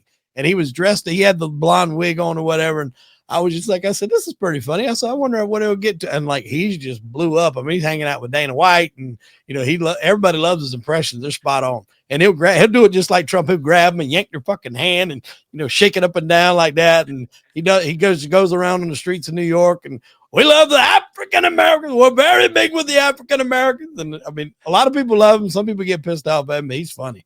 He's funny as shit. Yeah. Ilaria. They called me Ilaria. Or just it's sociopathic. It's weird.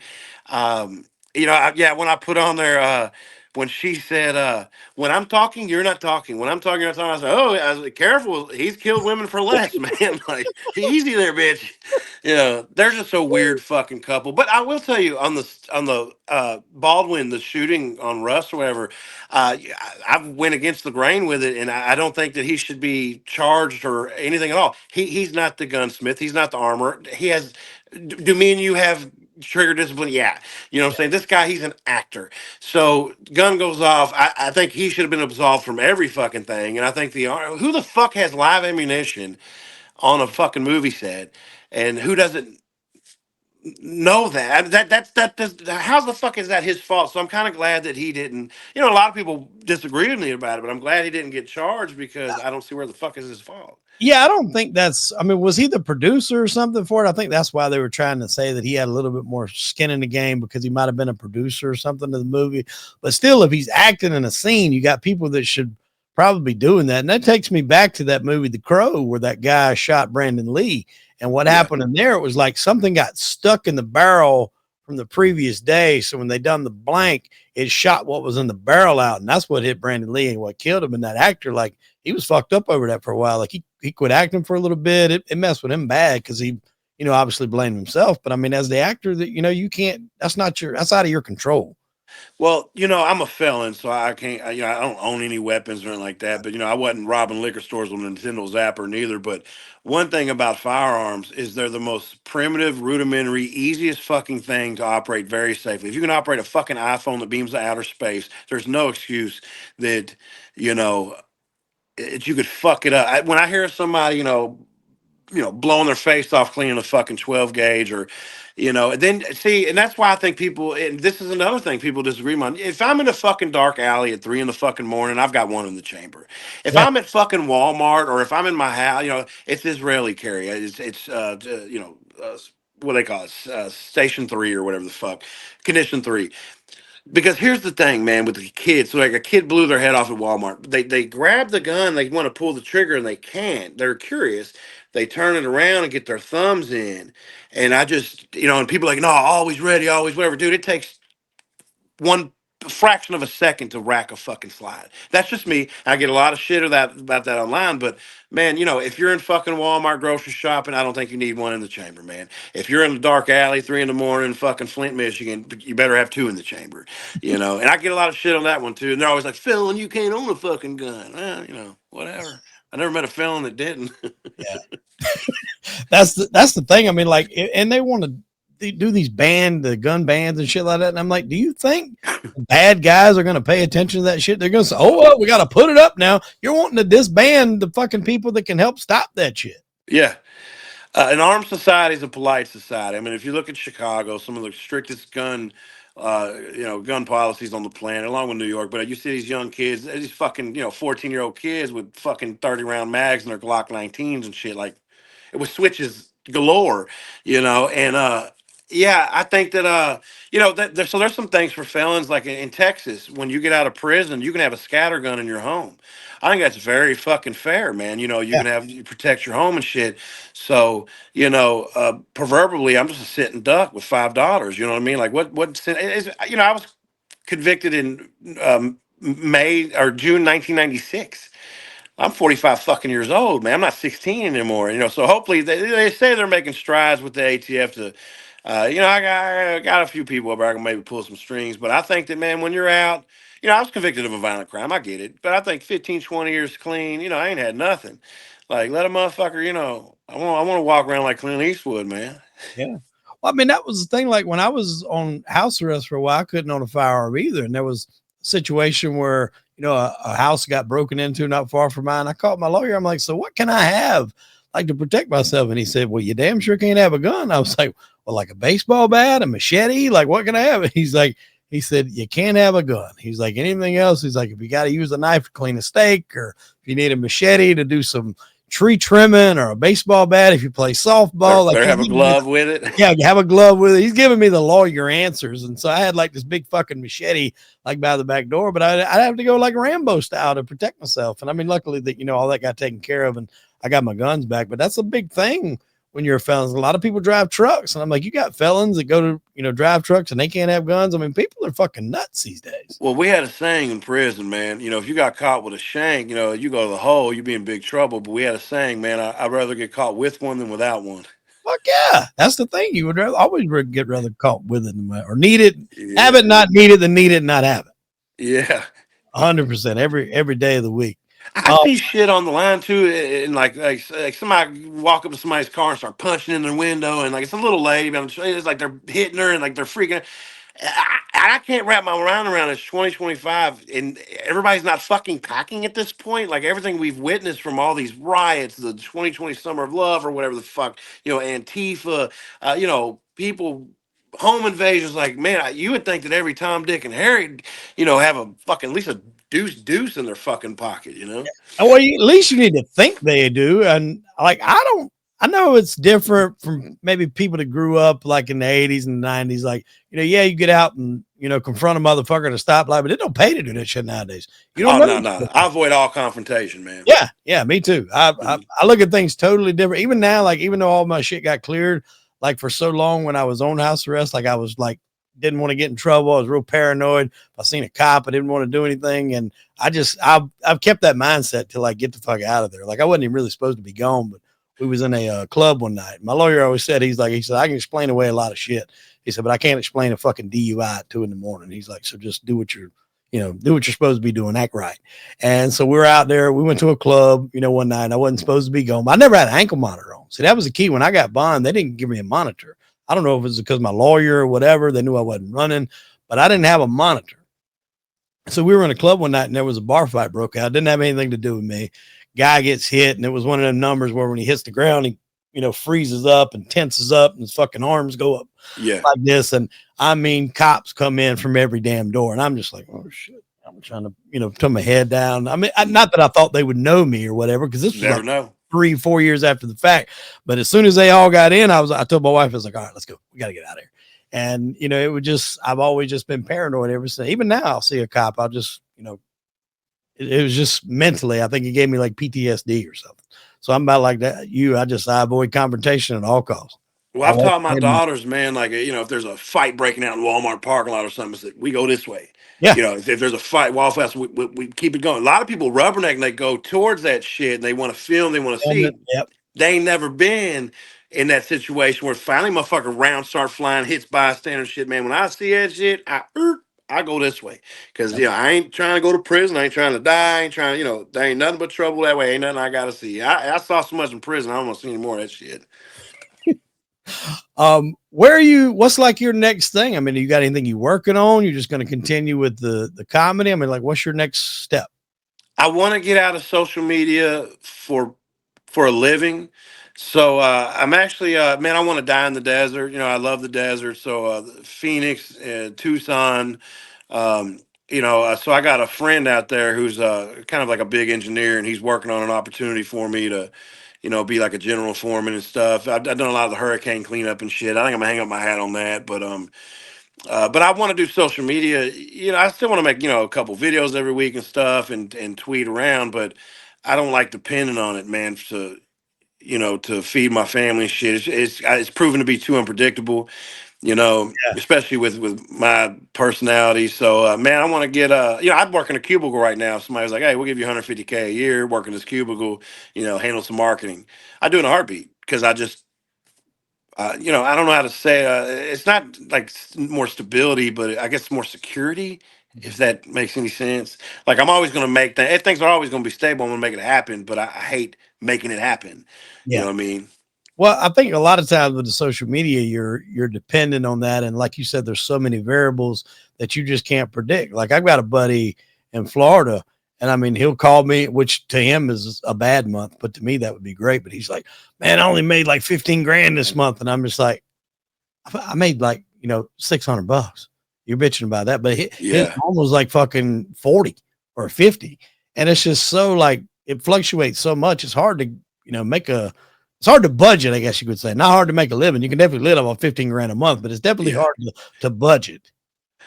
Well, I don't make that much anymore, man. I mean, I might make 6 grand, but I've put myself in this lifestyle where we have a big fucking house, and we have a pool, and we have so it takes all my money, but we're Yeah, all living good. I mean, there's food on the table and shit, so I don't complain. But man, me and my kids, dude, we could wake up in a homeless shelter tomorrow, and wouldn't none of us give a fuck. It's yeah. like on to the next. Keep on pushing, man. What do you think? How you think Trump's doing so far? I'm not a Trump loyalist. I'm not a MAGA guy. I absolutely support Trump, but I don't hang on every word he says, and then like, oh, ooh, and all this Mhm. shit. Uh, I like that he plays hardball.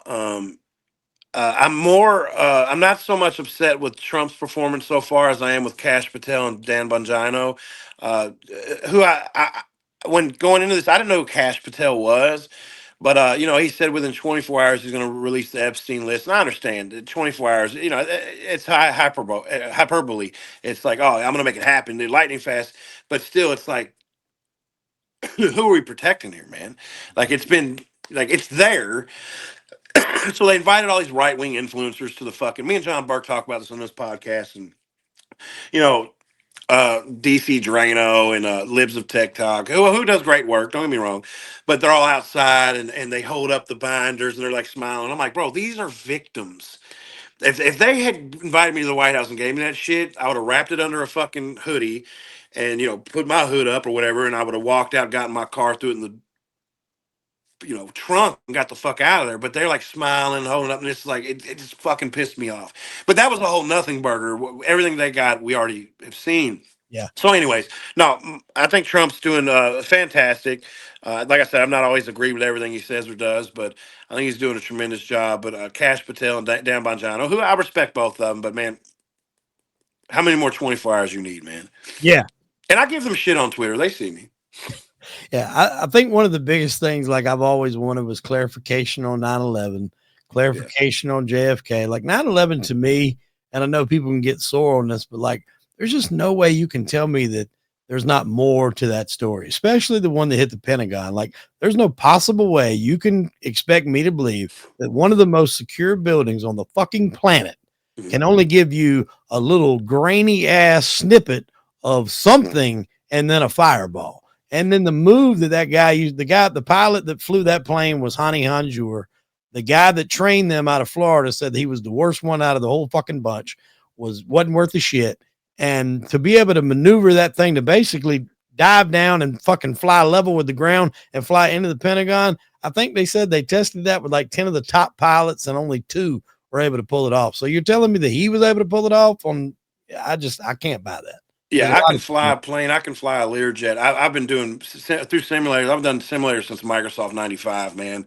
And yeah, that's so. My whole thing is, though, I'm not a conspiracy theorist, but I'm also not fucking stupid. So when you have a big building like that, and the top fifth of it, is burning, it falls on itself. yeah, This whole fucking thing that makes no fucking sense. It's not Jenga, motherfucker. This is a comprehensive, structurally sound thing. So if this fails up here, it falls in on itself. This just doesn't go. yeah. The So whole that makes thing. no sense. Then building seven makes no fucking sense. There Then you wasn't find it. this guy's passport on the fucking ground. Tell me what fucking lottery ticket? What the fuck? How's that possible? There's So they need to.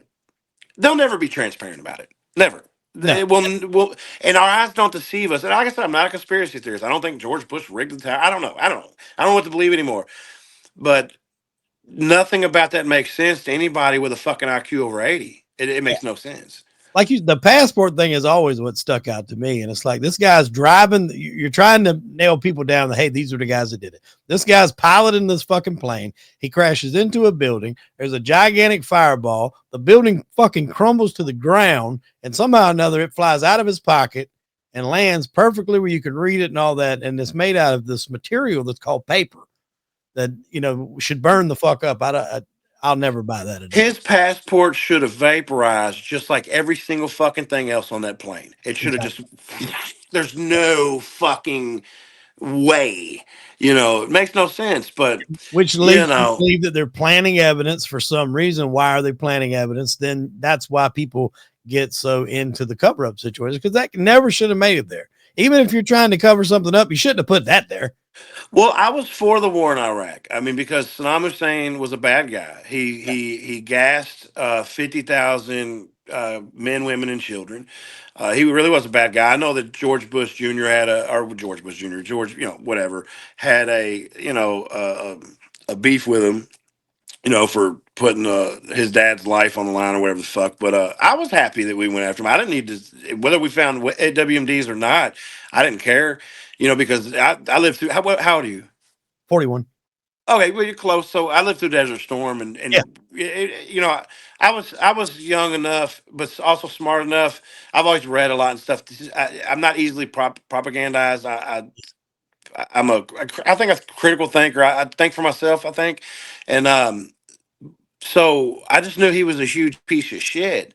I know that when we go into these places and take out their government, so Iraq being one, Afghanistan being another, it creates a power vacuum. I get it. It's never good. But if anybody needed to fucking go, I mean, it's Saddam Hussein. I mean, Yeah. Yeah. It's not, he would definitely be one to go. And what was the other one? The bearded guy that they got later. Bin Laden. Yeah. Bin Laden. Yeah. I think like the greatest Trump comparison to Barack Obama, and I always tell people like Barack Obama was a great speaker. Oh yeah. Like, it wasn't necessarily, in my opinion, like the greatest president, but he was a great speaker. He's Mm-hmm. one of them guys that could tell you to go to hell and make you look forward to the trip. Mm-hmm. And they compare the two when he's talking about, we assembled a mission that killed Osama bin Laden. And then it flips over to Trump and he's like, Adu, Abir, Abendani. He died like a dog. I mean, it's just like that. And it's so funny. I met the guy that was on that on a podcast that I went to, and I couldn't take a picture with him or nothing. But the guy who had uh, was apparently some main guy. That was the guy that got blown up, and they had like his rings. And shit. yeah. I met that guy, and he had some propaganda we were able to see there, some pictures and not propaganda. What should I say? Some evidence, but I wasn't allowed to take a picture with him and publicize it. But Another, yeah. So I got friends that's worked Secret Service for Obama. Dakota Meyer used to be one of my good friends. That he received the Medal of Honor from Barack, and sat down and had a beer with him. And everybody says he's tremendously likable. I tell you who else is very likable if you listen to him. And like if I was to sit next to him is Gavin Newsom. He Yeah. comes off very fucking likable and very relatable. But as far as his holding public office goes, man, he's a planet out of fucking orbit, similar to Obama, you know. But likable guys. I mean, I'm not gonna say they're, Yeah, that's how it is. I think a lot of times in politics, like people, they go with what works for them, even if it don't really fit them. They know their yeah, lane and the people that they can grab, you know. And sometimes, I mean, like I'm like you. I agree sometimes with both. I mean, like I am Republican, but like sometimes here and there, the Democrats will make sense. And I mean, like I'm not yeah, too far out there to say I don't agree with it. Like, I mean, Bernie Sanders was all for fixing the water in the Flint, Michigan problem. You yeah. know, throwing all this money elsewhere. Why not fix the shit at home? I fully Joe agree. Biden rescheduled marijuana so it wasn't up there with heroin. Man, Yeah, fucking a, like yeah, but see, people with that TDS, that Trump derangement system syndrome.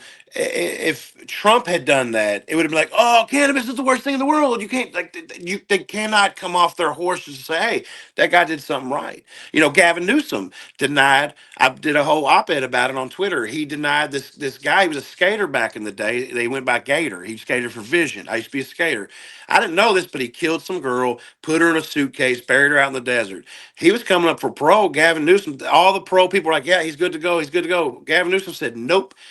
They sent him back. Like a year later, they're like, everybody, like the attorney general was like, hey, this guy's good to go. This guy's good to go. And Gavin was like, oh, really? He's good to go? Nope. Boop.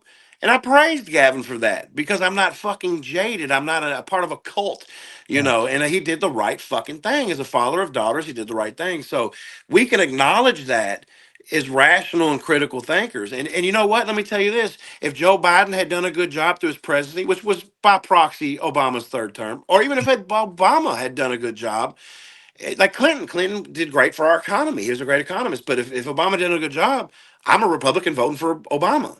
I want what's best for the fucking country. I want the best pilot for this plane.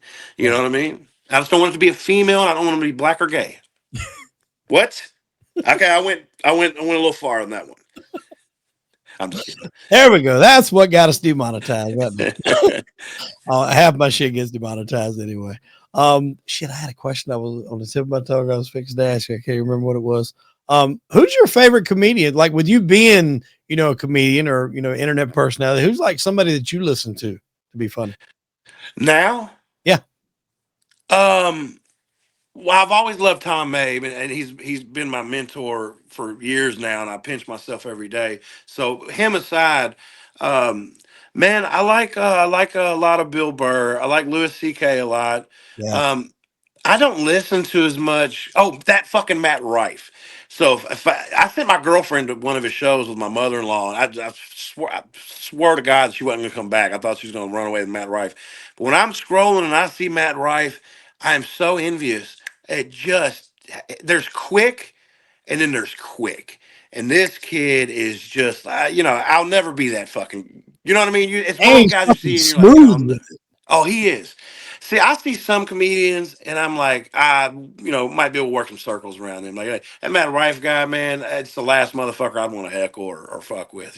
I always tell people, like, I was a big wrestling fan coming up, and there's just certain guys in the ring that were just smooth and made that shit look effortless, and you could tell they weren't doing a lot of pre-planning, like The Rock and Shawn Michaels. Those guys are smooth. Matt is just so fucking smooth. Like, I was watching something the other day where, and it's a pretty popular video, but it was she was a pretty good looking older lady, and he wound up getting her phone and like FaceTiming her daughter, and just, I mean, just going off the guilt thing. And I mean, it was just, there we go. Bro, one of my biggest pet peeves, I know we're talking about Matt Rife, but I don't understand why people call my phone. They know I do Cameo. They know I film. They know I do pocket. Motherfucker, text me.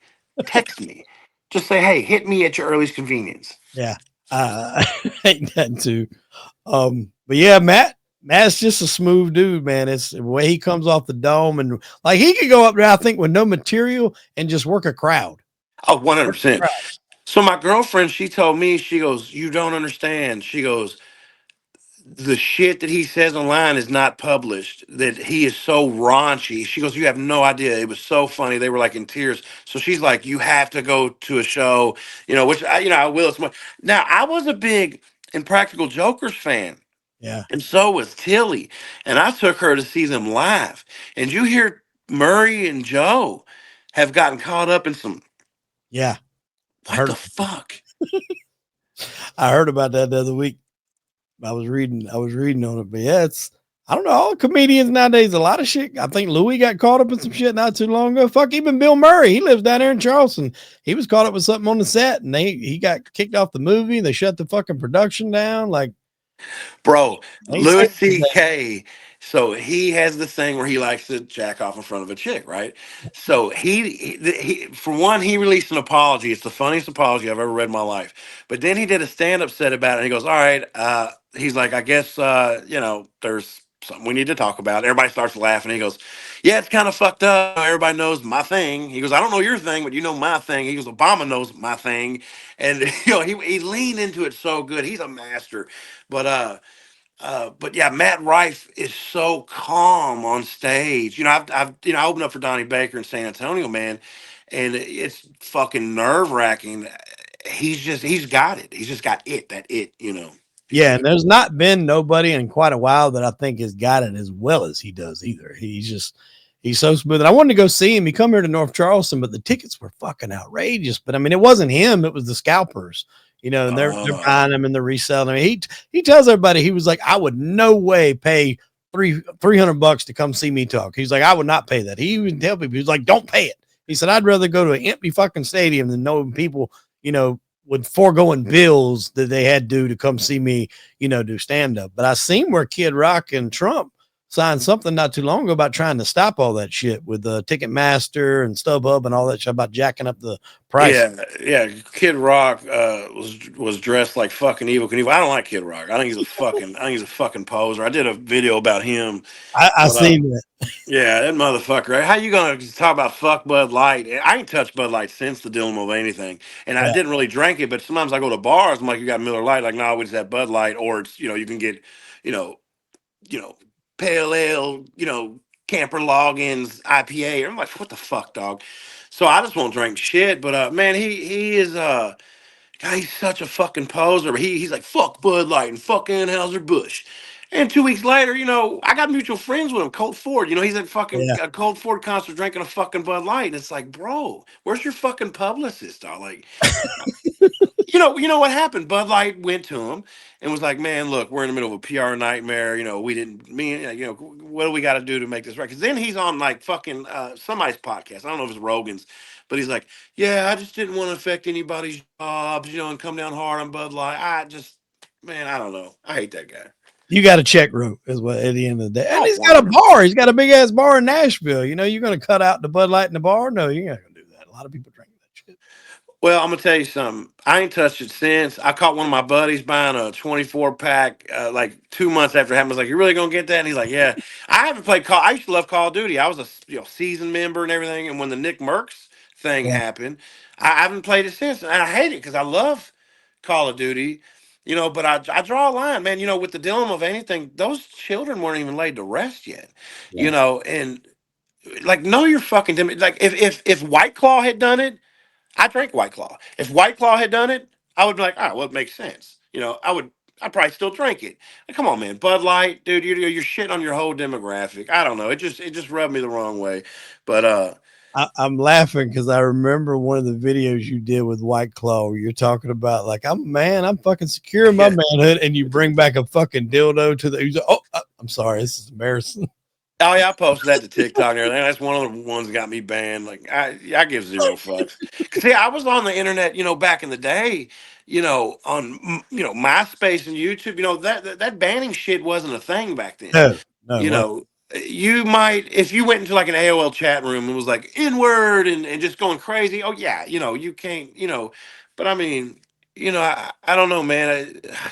What happened was the internet was a savage wasteland, and that's why the way I operate the way I do on the internet. Like today, a guy goes in the bar and beats the shit out of some chick, and I said, "Wow, I mean, how do we know she didn't mouth off or something?"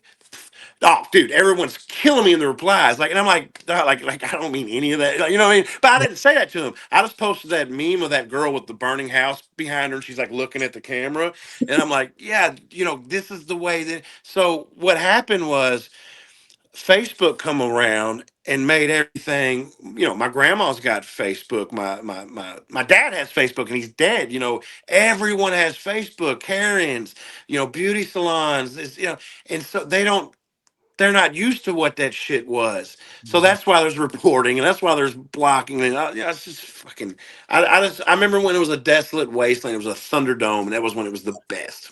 Truthfully, fucking MySpace was better than I think that was what you could do the music and everything. Oh Put it, yeah. you had your top eight, and I Oh mean, yeah. yeah, you knew who the fuck was real with you with the top Yeah, eight. you could do top three, top five, top eight, top 10. And when you got like when you went to my profile, it was like Scarface background and like Biggie Yeah. Smalls rap. I was 20 fucking six or some shit. But so the guys that I worked with on the farm, they all were like on Facebook. And Mhm. I was like, why? I was like, MySpace, like you got your music, you got your own page. And they're like, MySpace is for the kids, Facebook's is for the grown-ups. And that's the only reason I moved over to Facebook because all my friends had it and I couldn't communicate. And dog, we did Tom wrong. We did Tom wrong. We did We do Tom wrong. fucking left that guy on the crucifix, man. I wish I could log back into and get some old pictures from that thing. I'd love to be able to do I that. had a lot of videos on there because that's when I started my video making shit, and I had some good videos on there, pranks we did and shit. Because Jackass was a big influence, but I've went on there and everything from like some accounts has a time limit where you can go back and get your shit. Mine's Yeah. expired. It was something like that, but now it's like some music service. Yeah. I think Timberlake got a hold to it and was trying to do something with it. And I don't think it ever materialized. But I mean, to me, it was better than Facebook. Bro, they bring back the old school fucking MySpace, and I think it would get a lot of fucking play. I think it would too. If they could figure out a way around the music, that would be the key thing. Is back then you didn't have all these music. Use the metadata and they get Yeah, royalties. yeah. You know. I think it would too. I think it would kick Facebook Slam out of. It would at least be a competitor. Oh, 100. Yeah. Yeah. Yeah. Have your own page and introduce you to a new generation. They're like, wait, what?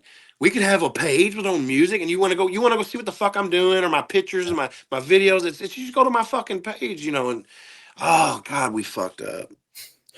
So I mean, coming from where you come from to now, like you've obviously, you've set us.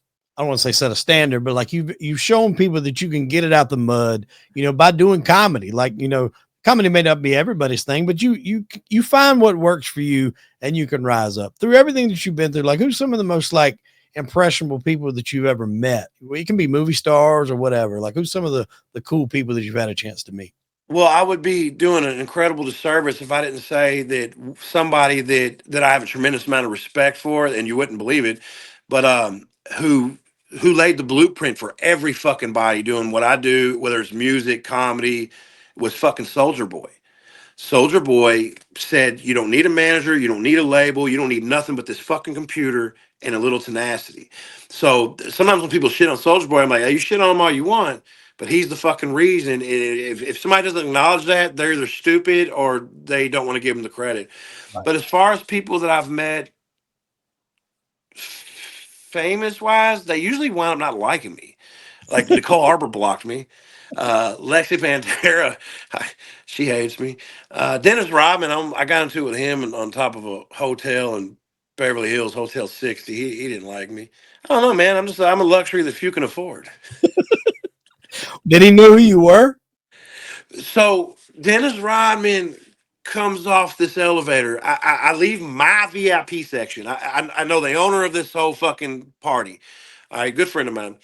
So I'm going back up to my room for reasons. So I go back to my room, take a little break, and dude, I could have built a snowman. So I go to the elevator, bro.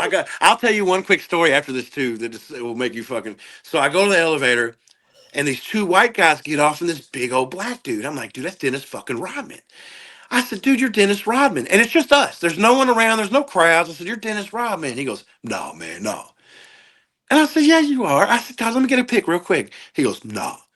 and walks away. Dude, I took it so personal. On retrospect, I feel like I might be being a little bit of a bitch. I go upstairs. I won't say who was up there with me. He's a well-known person. But I said, you ain't gonna fucking believe this. He's like, what? And he's like, he looks like a powdered donut. And I'm like, fucking Dennis fucking Rodman. Dennis Rodman just fucking snubbed me. All I wanted was a fucking selfie. And then here I am in La La Land. I'm like, what if I had cancer? What if I had a week to live? This motherfucker, it could have been my dying wish. Dog, I go down there. We're pissed. We're so mad at Dennis Rodman at this point. I don't even know nothing about him. I know he's like a center for the Bulls. I go down there. He is sitting in my VIP section in my seat, the seat I just got out of. I go over there and I said, who the fuck do you think you are? And the white guy, he looked like Harry Carey. He had like blonde or gray hair. He goes, hey, he's like, back up, motherfucker. I said, who are you, his fucking manager? He's like, I am. And I was like, okay. But I said, hey man, who the fuck do you think you are that you can't take a picture with somebody? It takes you 2 seconds. And he goes, all right, man, come here, get your selfie. I was like, I said somewhere still on the internet, I get a selfie with him. Well, towards the end of the night, and I did. I offered Robin at some point. I was like, "Hey, man, you need to pick me up?" And he's like his handlers were all over him. But so at the end of the night, man, it was weird because like 10 people lined up and wanted to get pictures with me in front of a stack and stagger, the banner with all the brands on it and like the lights. And I was like, they brought their kids up. There's like 8-year-olds, 9-year-olds, like, can my kid get a picture with you real quick? I'm like, what? I'm like, yeah, whatever. So I'm getting pictures. And at some point, Dennis Rodman gets in. I got it hanging downstairs in my basement. He gets in the picture with me. And so I thought it was kind of cool. He at least knew I was somebody. But before he left, he made a point to come over to me, just me and him, and he dapped me up. And he's like, hey, man, good times or whatever. And I learned afterwards that he's real shy and introverted. I don't Yeah. know. He got married to Madonna in a dress. Could have fooled me. But I'm going to tell you something. So that next day, because these goons came in from Oregon with all this stuff, man. It just, do you want to build a snowman? So the next day, I got to catch a flight. And, I'm like 3 hours out from my flight, and I have a fucking hotel like folder binder or some shit. And dog, it looks, yeah, it's like, dude, man, just, and I'm like, dog, what the fuck do I do with this? I recorded this too, and I don't have it no more, thank God. But I said, what do I do with this shit? I had this balcony. So this balcony opens up to like Beverly fucking Hills, man. And I was like, I'll tell you what I'm gonna do. I told my girlfriend one time, I said, start filming me. And I said, I'm gonna go out to the balcony, I'm gonna say goodbye, Beverly Hills, and go and just blow everywhere, man. That's not how it went. So I go to the thing, I open the door, I got this binder, I'm at this balcony. And now I'm not a Boy Scout, I don't know compasses and shit. Let's just say if the way I was pointing was north, the wind was going south, man, like it 15 miles, I don't know. So I say, goodbye, Beverly Hills. And I go, bro, I am a fucking iced honey bun, dog. And I'm like, I gotta catch a fucking plane, dog. You know how the door, when the wind comes in, there's like a whole white, you know, Oh, perfect line of streak of where the wind blew. And I'm like, oh my God. Dude, to this day, I guarantee there's like at least an 8 ball in that fucking carpet. But I was like, oh, and I don't do this shit, but I'm in Beverly Hills. They had it. So, dog, I get in the shower. Man, I don't know how I got through security, but I had it filmed. But I mean, I just turned around. I'm like, like, what the fuck? Bad shit. I've only shared that story like once. I'll tell you a quick Rodman story, and it kind of lends a little bit of credence to what you were saying. I've got some friends of my family, pretty well off. They got into the cigarette business, and they've got a brother of theirs, and he's probably like 45, but he's mentally handicapped. And they were somewhere in Miami, Florida, or whatever, and Rodman was there. And they walked over to him and was like, hey, can you take a picture with my brother? Well, I guess he didn't realize the fact that he was mentally handicapped. And he was like, nah, I'm not really doing that right now. Just kind of shrugged him off, kind of like he said he did with you. And then I guess he realized that once they walked away from him, whatever, that he was mentally handicapped. And so he like hollered like, hey, and they fucking turned around. He like jumped out of the VIP over like a fucking rope thing, went over there and like took the picture with him. So it kind of, I like Rodman personally. I mean, he's always done some weird shit. Like I love reading the stories, like fucking going and breaking his dick with Madonna, and waking up marrying fucking who was the Carmen Electra. Yeah. I mean, like, how do you fucking like wake up drunk and marry Carmen Electra and then decide that's a bad idea? Well, my whole appeal to him was the whole North Korean link because I'm a Yeah. political kind of guy. Yeah. But but now, see, back then I had such an ego. I thought I was. Oh, I really did, dude. I wasn't insufferable, but I really thought I was. I was really humble, but still had the self importance. Now, if I was at a event and I saw Dennis Rodman, let's say I'd never seen him before, that incident ever happened, I'd be like, "Oh shit, Dennis!" I would tweet like, "Fuck, I'm at this event. Dennis is here. That's kind of cool." I wouldn't be like, "Man, let me get a selfie." I was so new to it all. Yeah. You're talking about, man. I mean, this was like 2016. I went viral in 2014, so I was still like, you know, Riding the wave. yeah, yeah, and it really, dude. I look back on some of my thinking, and dude, I was at the point one time, and it's fucking embarrassing to me, but I was like, man, if I ever get locked up, the Marines and the Army vets will come break me out, like they'll bust down the wall. I don't think, because I thought I was so fucking, I didn't know how to take it because I'm an inside looking out. Now it's years fucking later, and I realize, I'm a fucking, I'm a landscaper, if anything, what I mean? But I had a ego thing, and it took some years to work out those kinks, man. Just when you come from somebody that never had nothing, and then overnight, like man, I'm signing fucking autographs. It got so bad to the point I had to go to Walmart at 3 in the morning to grocery shop because I couldn't get ice cream or frozen pizzas. They would thaw before I get out the door, you Yeah. know. And so it did go to my head, and I did. I had fuck off money, man. I bought a lake house and then gave it away. I bought a fucking yacht and gave it away. Like to my friend Chris, just gave it to him. He's going through a divorce. He was crying. I was like, oh, just take my yacht. You can have it. And I tipped my bartender one time 800. But I helped a lot of people. One Yeah. time I was walking out of Walmart and this greeter was crying. I was like, what's wrong? My light bill's gonna get cut off. Come to the ATM. Nah, I helped a lot of people. I don't regret that at all. That was like my heroin. It was like helping people was a lot of fun. So I did that. But nah, man, yeah, if you ever, this is what I can tell anybody, any advice, man. If you go viral and all of a sudden it's like, okay, domino effect, all my work is starting to blow up, don't make any friends. Don't make any friends. Because when you're at the top, all the friends I met at the top don't have nothing to do with me anymore. Yeah. Like, I had something to offer them. I was of some stature, status, whatever. They got what they could and they're gone. I started a Patreon, charged people $1 because I'm demonetized everywhere. I needed to make ends meet. Those people come to my house for Christmas. My daughters called two of those people, Sandra and Tommy, their mama and papa. One of them became my oldest daughter's godmother. Like the people I met in the fucking gutter. That's where you make your friends. When you get up to the top, no new friends. Yeah. Best advice I could ever give. I agree with that 100%. Well, before we get out of here, I do know you've been selling some products. What is it, like CBD, or what exactly do you sell? We can plug that before we get out of here. Dude, I'll keep this real quick. So in 2015, I'm out to eat with my insurance guy. And keep in mind, I'm not, I don't do drugs, none of that. But at the time, I was on Tramadol for my back, Xanax for anxiety, and Lexapro for antidepressant. Well, I'm out to eat with my insurance guy. He goes, hey, I got a surprise for you. I said, what? He hands me a silver foil bag of gummy bears. I said, oh, I don't do none of that shit, dog. Like, I ain't done that shit since high school, man. Like, he's like, no, just take them. I don't want them. He's like, just take them. I go out in the parking lot, leaving the restaurant, and there's these two lesbians walking in, chain wallet, flannels. And I said, y'all want these gummy bears? Like, here I am trying to give away candy in a fucking Mexican parking lot. And they're like, no. And I'm like, what do I do with these? I take them home. I put them in a drawer. They sat there for 3 weeks. One night, I'm up with my girlfriend. We're binge watching Shameless. And I was like, I'll take one if you take one. And she's like, no, I don't want to take one. I said, well, I'll do it if you do it. We talked each other into it. I took a gummy bear. She took a gummy bear. An hour and a half later, I'm like, what? Are you fucking serious? I came off everything. And I don't recommend to do that. I came off everything. And so he runs out of gummy bears at some point. I'm like, bring me whatever you got.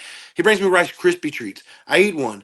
I get baked out. I get the munchies. I eat another. Dog, I'm fucking fried for a weekend. So then I said, man, I don't make a lot of money at this shit, dude. It's my company. I branded it. I own 100% of the company. I make shit. But dude, I came off of everything. I was prescribed a 4 Xanax a day, 3 or 4. I was a zombie. I had vertigo. I couldn't shampoo my hair and close my eyes or I'd fall down in the shower. So, anyways, I started this company, dreamlandtranquility.com, and I carry flower, cannabis. My whole point was to be better than any dispensary and, 10 times cheaper. So when people go on there, dude, I know what these companies that people are buying from, I know what they get their shit from. I've got all their lists. I know what they're white labeling, what they're not. And so what I do is say, hey, you know what? They're going to make $40 per order. I'm making $1. But people, I serve a lot of veterans, people with, seizures, surgeries, pain, and I love it. It's a labor of love. It's a passion, and like I said, if I showed you what I made from it, you'd laugh at me. I showed one of my buddies my price list and then the markup, and he's sitting there looking at it. He looks at me and he looks at it and he goes, "You're too nice, man." Well, you're not the first person I've had on to say that. I don't know. Did you watch wrestling coming up? Yeah, yeah. Back in the day, Coco Beware, Junkyard Dog, Razor Ramon, shit like So that. he might have been slightly out of that time frame, but it was a guy that come in, Papa Shango. Later, he was Kama, and then he wound up having the gimmick, the Godfather, where he would come out with the hose. And his real name's Charles Wright, but he had been in there. He was Papa Shango originally. He went through about 4 or 5 different characters, but his Godfather character was probably his most popular. He would come down there with the hose to the ring and offer his opponent the hose, or they could wrestle. And a lot of times they'd take the hose and he'd leave on out. And he said that was his most favorite gimmick ever. But he was a big proponent of weed. And he was saying like he was on so much stuff being a wrestler, like all the pills, all the different things to help this, that, the joints, the aches, or whatever. And he said when he first started smoking weed, he was like, I didn't need none of that other shit. And he was like, so that was my thing. And he was like, he told his story, and we'll wrap it up with this. He said he's on there with somebody else on the elevator, and they're like hotboxing going down the elevator. I mean, he said it was like a Cheech and Chong movie, elevator filled with smoke. And they get off, and it's like Vince McMahon, Linda McMahon, Stephanie, and Shane, and I think Jerry Briscoe all waiting to get on the elevator as they come off. And he looks at him, and he said, Vince looks at him and goes, Charles, I think we'll get the next one. And he said it was just like barreling out of the fucking elevator. And I said, I could see that for sure. Cause I actually interviewed Tommy Chong. I got a chance to interview him. He was a real cool ass dude. Yeah. He told Wolf of Wall Street to write his book. They were cellmates. Yeah, in prison together. And he was saying, he said the guy come up to him and he was like, look what I got. He's like, man, you hadn't written shit. He's like, what do you mean? He's like, I got all this written. He's like, you gotta make everything the most of. He's like, if you're high, that's the highest you've ever been. If you're driving a car, that's the fastest you ever drove it. And I was like, well, he fucking listened to you for that movie because you were high as shit and everything else. Yeah, he was a cool dude, man. And like a lot of the Biden shit, Biden's what got him sent to jail because they were hammering down on his company, the bond company. And so he took the bite so they would leave his family alone. That's why he was in jail when he met over bongs. Over bongs, because they were where they're shipping them. It was something about shipping them over state lines, and they called it paraphernalia. I don't know the specifics of it, but it was Biden that was pushing that shit, and they wouldn't leave his family alone because that was their business. They were selling bongs. Yeah. And they pressed him, and he wound up he told me, he's like, I look forward to the adventure. And I was like, I don't know if I'd call that an adventure, but to him, it probably was. But he was a cool dude. Yeah, I grew up watching them, man. They were my favorite, one of my favorites growing up. Oh, yeah. Well, Amiri, I appreciate you coming on the show, my brother. I've had a blast. Tell us all where they can find you on your socials, the ones you got left while they're still up. Hey, if you can find me, I want to see it. If you type my name in, man, people have so many problems finding me. Just all I gotta say is my name's Amiri King, and good luck. Well, we'll put a few we know in the show notes so people can go follow you, man. I appreciate you coming on the show. I've had a blast. Yeah, thank you, man. Thank you, Hollywood. Wait, I hear my kids crying. Let me go tend to their fucking needs. But yeah, I'll holler at you next trip, brother. It's been a good time. Yes, sir. Appreciate it. Ladies and gentlemen, that'll do it for this episode of Crime and Entertainment. We'll see you next week. Amiri, thank you, my brother. Yeah, thank you.